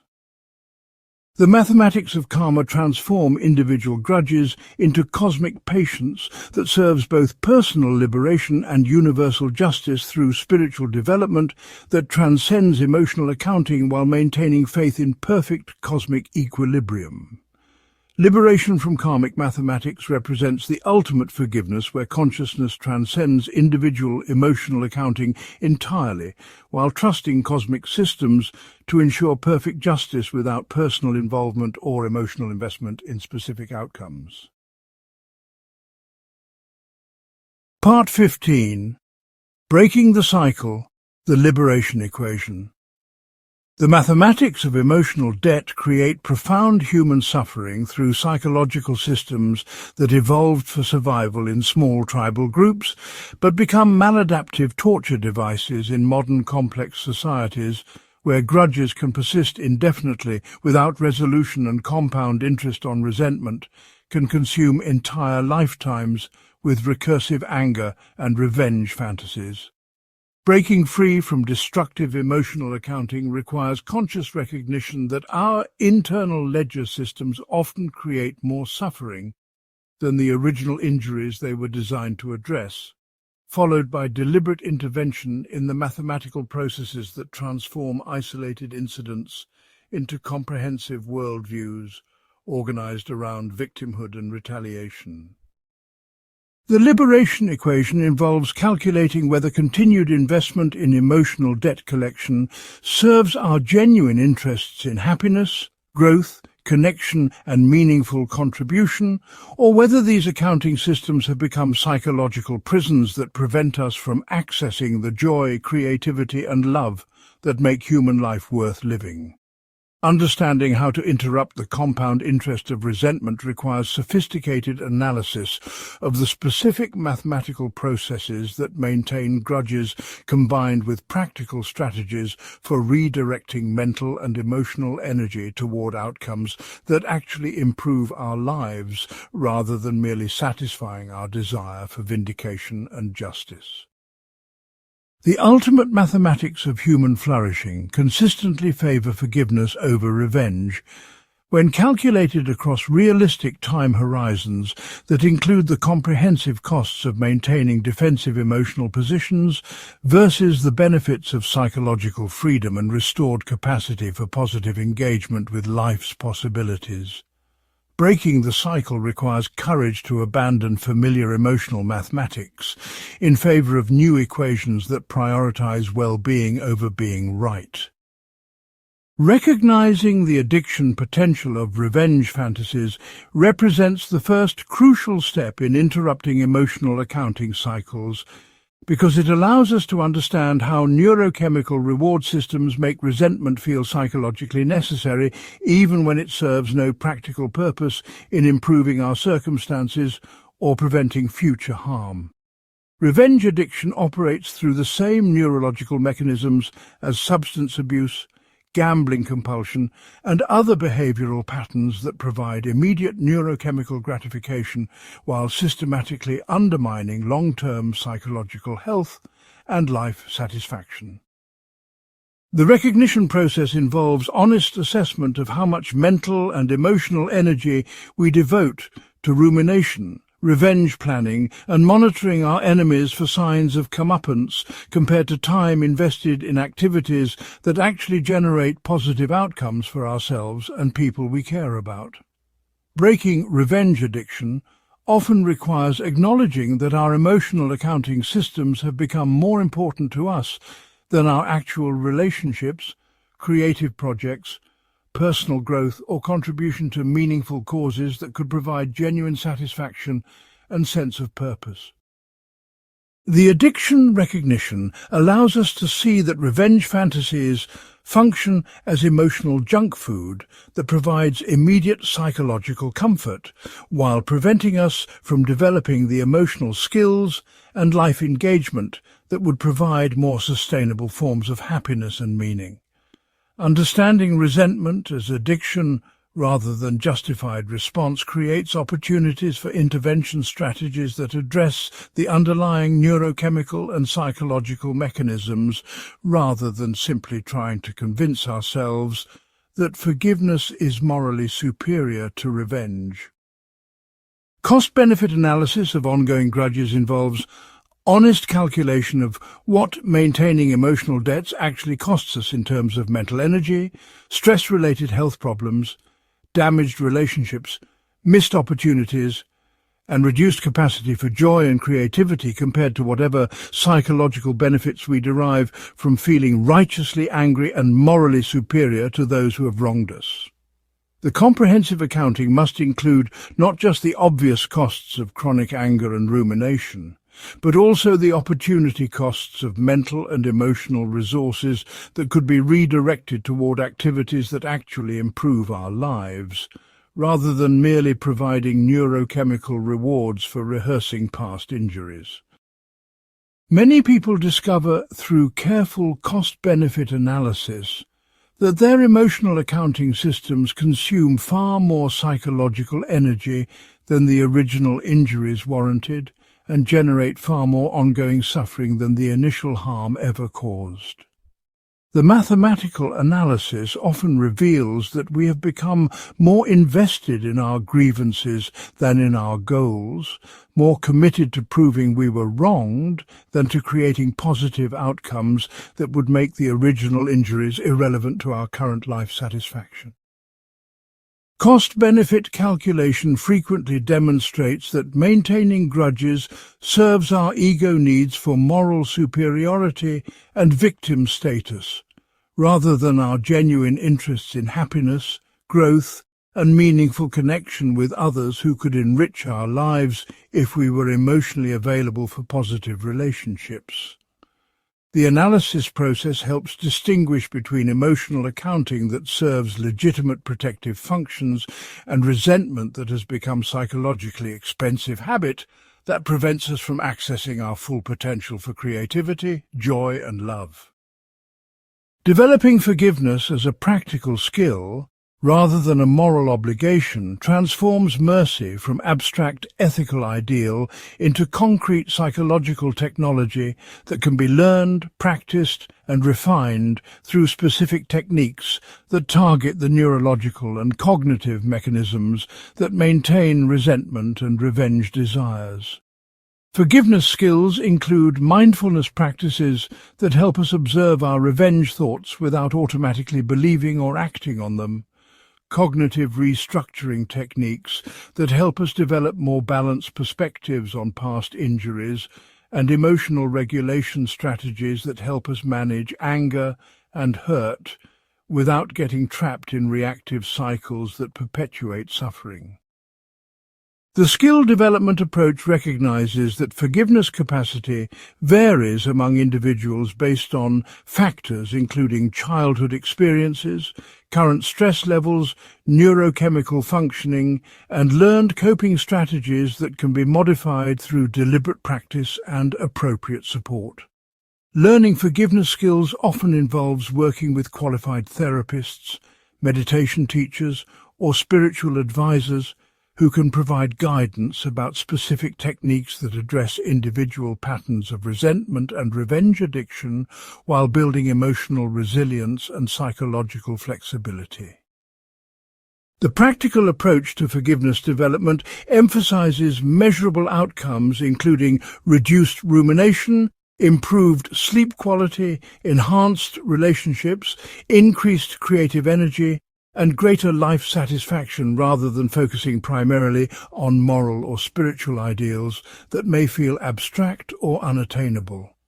Forgiveness becomes a learnable life skill comparable to physical fitness, financial management, or professional competency that requires ongoing practice and refinement, but provides measurable benefits that justify the effort invested in developing greater emotional flexibility and psychological freedom. Creating new meaning from past injuries involves psychological alchemy that transforms our worst experiences into sources of wisdom, compassion, and strength that can serve our own growth and our ability to help others who face similar challenges, rather than allowing these experiences to remain permanent sources of resentment and limitation. Meaning-making processes help us extract value from our suffering by identifying lessons learned, character strengths developed, empathy enhanced, and insights gained that would not have been accessible without going through difficult experiences that initially seemed purely destructive and unfair.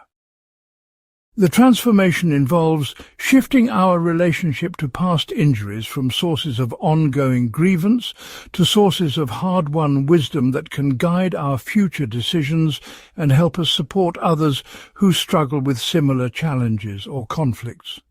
Creating meaning from suffering often involves recognizing how our worst experiences have contributed to our capacity for empathy, resilience, authenticity, and appreciation for positive experiences that we might have taken for granted without contrast provided by genuine hardship. The meaning-making process can transform our identity from victim of unfair treatment to survivor who gained valuable understanding about human nature, relationship dynamics, institutional limitations, and personal strength that can serve important purposes in our ongoing life development. Finding meaning in past injuries does not require gratitude for harmful experiences or acceptance of injustice, but rather recognition that we can choose to extract value from experiences we cannot change rather than allowing them to remain purely destructive forces in our psychological development. Building psychological immunity against future injuries involves developing emotional resilience, realistic expectations, appropriate boundaries and response strategies that reduce our vulnerability to devastating hurt while maintaining our capacity for trust, openness and meaningful connection with others who could enrich our lives. Psychological immunity includes learning to distinguish between reasonable precautions that protect us from unnecessary harm and defensive strategies that prevent us from accessing positive relationships and opportunities because we become too fearful of potential disappointment or betrayal. The immunity development process involves building realistic models of human nature that include both potential for kindness and potential for harm, developing confidence in our ability to recover from injuries rather than trying to prevent all possible hurt, and creating support systems that provide comfort and perspective when inevitable disappointments and conflicts occur. Building psychological resilience often requires learning to validate our own experiences rather than depending entirely on others for confirmation that we have been treated unfairly or that our emotional responses are appropriate to the circumstances we have faced. Psychological immunity includes developing tolerance for ambiguity and complexity in relationships where people can simultaneously be sources of both significant benefit and occasional harm, rather than needing to categorize everyone as completely trustworthy or completely dangerous. The immunity-building process helps us develop emotional stability that allows us to respond to injuries more proportionately, rather than experiencing every conflict as existential threat that requires comprehensive defensive mobilization or total relationship termination. The liberation equation ultimately reveals that human flourishing depends on our capacity to choose growth over grievance, possibility over past injury, and love over the mathematics of emotional debt that can consume our lives with recursive anger and endless calculations of who owes what to whom based on accumulated hurts that may be decades old. True freedom emerges when we recognize that our internal accounting systems are choices rather than facts, that we can modify the emotional mathematics that govern our responses to unfairness, and that we have the power to redirect our mental and emotional energy toward outcomes that actually serve our deepest values and highest aspirations. The mathematics of liberation consistently demonstrate that forgiveness serves self-interest better than revenge when calculated across comprehensive time horizons that include all costs and benefits of different response strategies to interpersonal conflict and injury.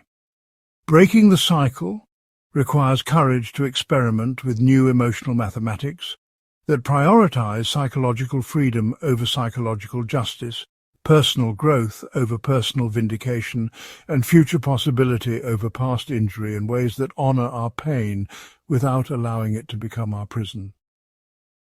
The ultimate insight of emotional mathematics reveals that we are the accountants of our own psychological ledgers, with complete authority to close books that no longer serve us, and open new accounts that support the lives we actually want to create, rather than the grievances we feel compelled to maintain.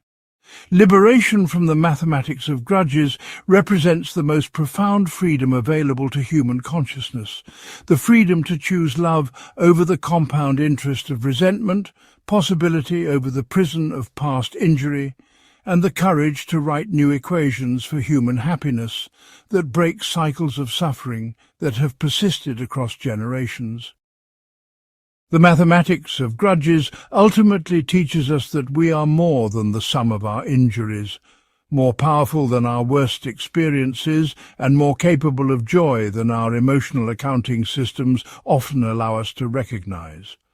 When we calculate with forgiveness rather than revenge, when we choose present healing over past accounting, when we risk vulnerability over the safety of permanent resentment, we discover that the most profound mathematics of human experience lead not to endless debt, but to unexpected freedom. Breaking the cycle transforms us from prisoners of our own emotional ledgers into architects of lives that honor our capacity for growth, love, and contribution to the healing of a world that desperately needs people who understand that the highest mathematics are those that add to, rather than subtract from, the total amount of joy and possibility available to conscious beings sharing this brief and precious existence. The liberation equation proves that forgiveness is not weakness, but the ultimate mathematical optimization, choosing strategies that maximize long-term flourishing over short-term satisfaction, comprehensive well-being over temporary vindication, and the algebra of love over the arithmetic of resentment.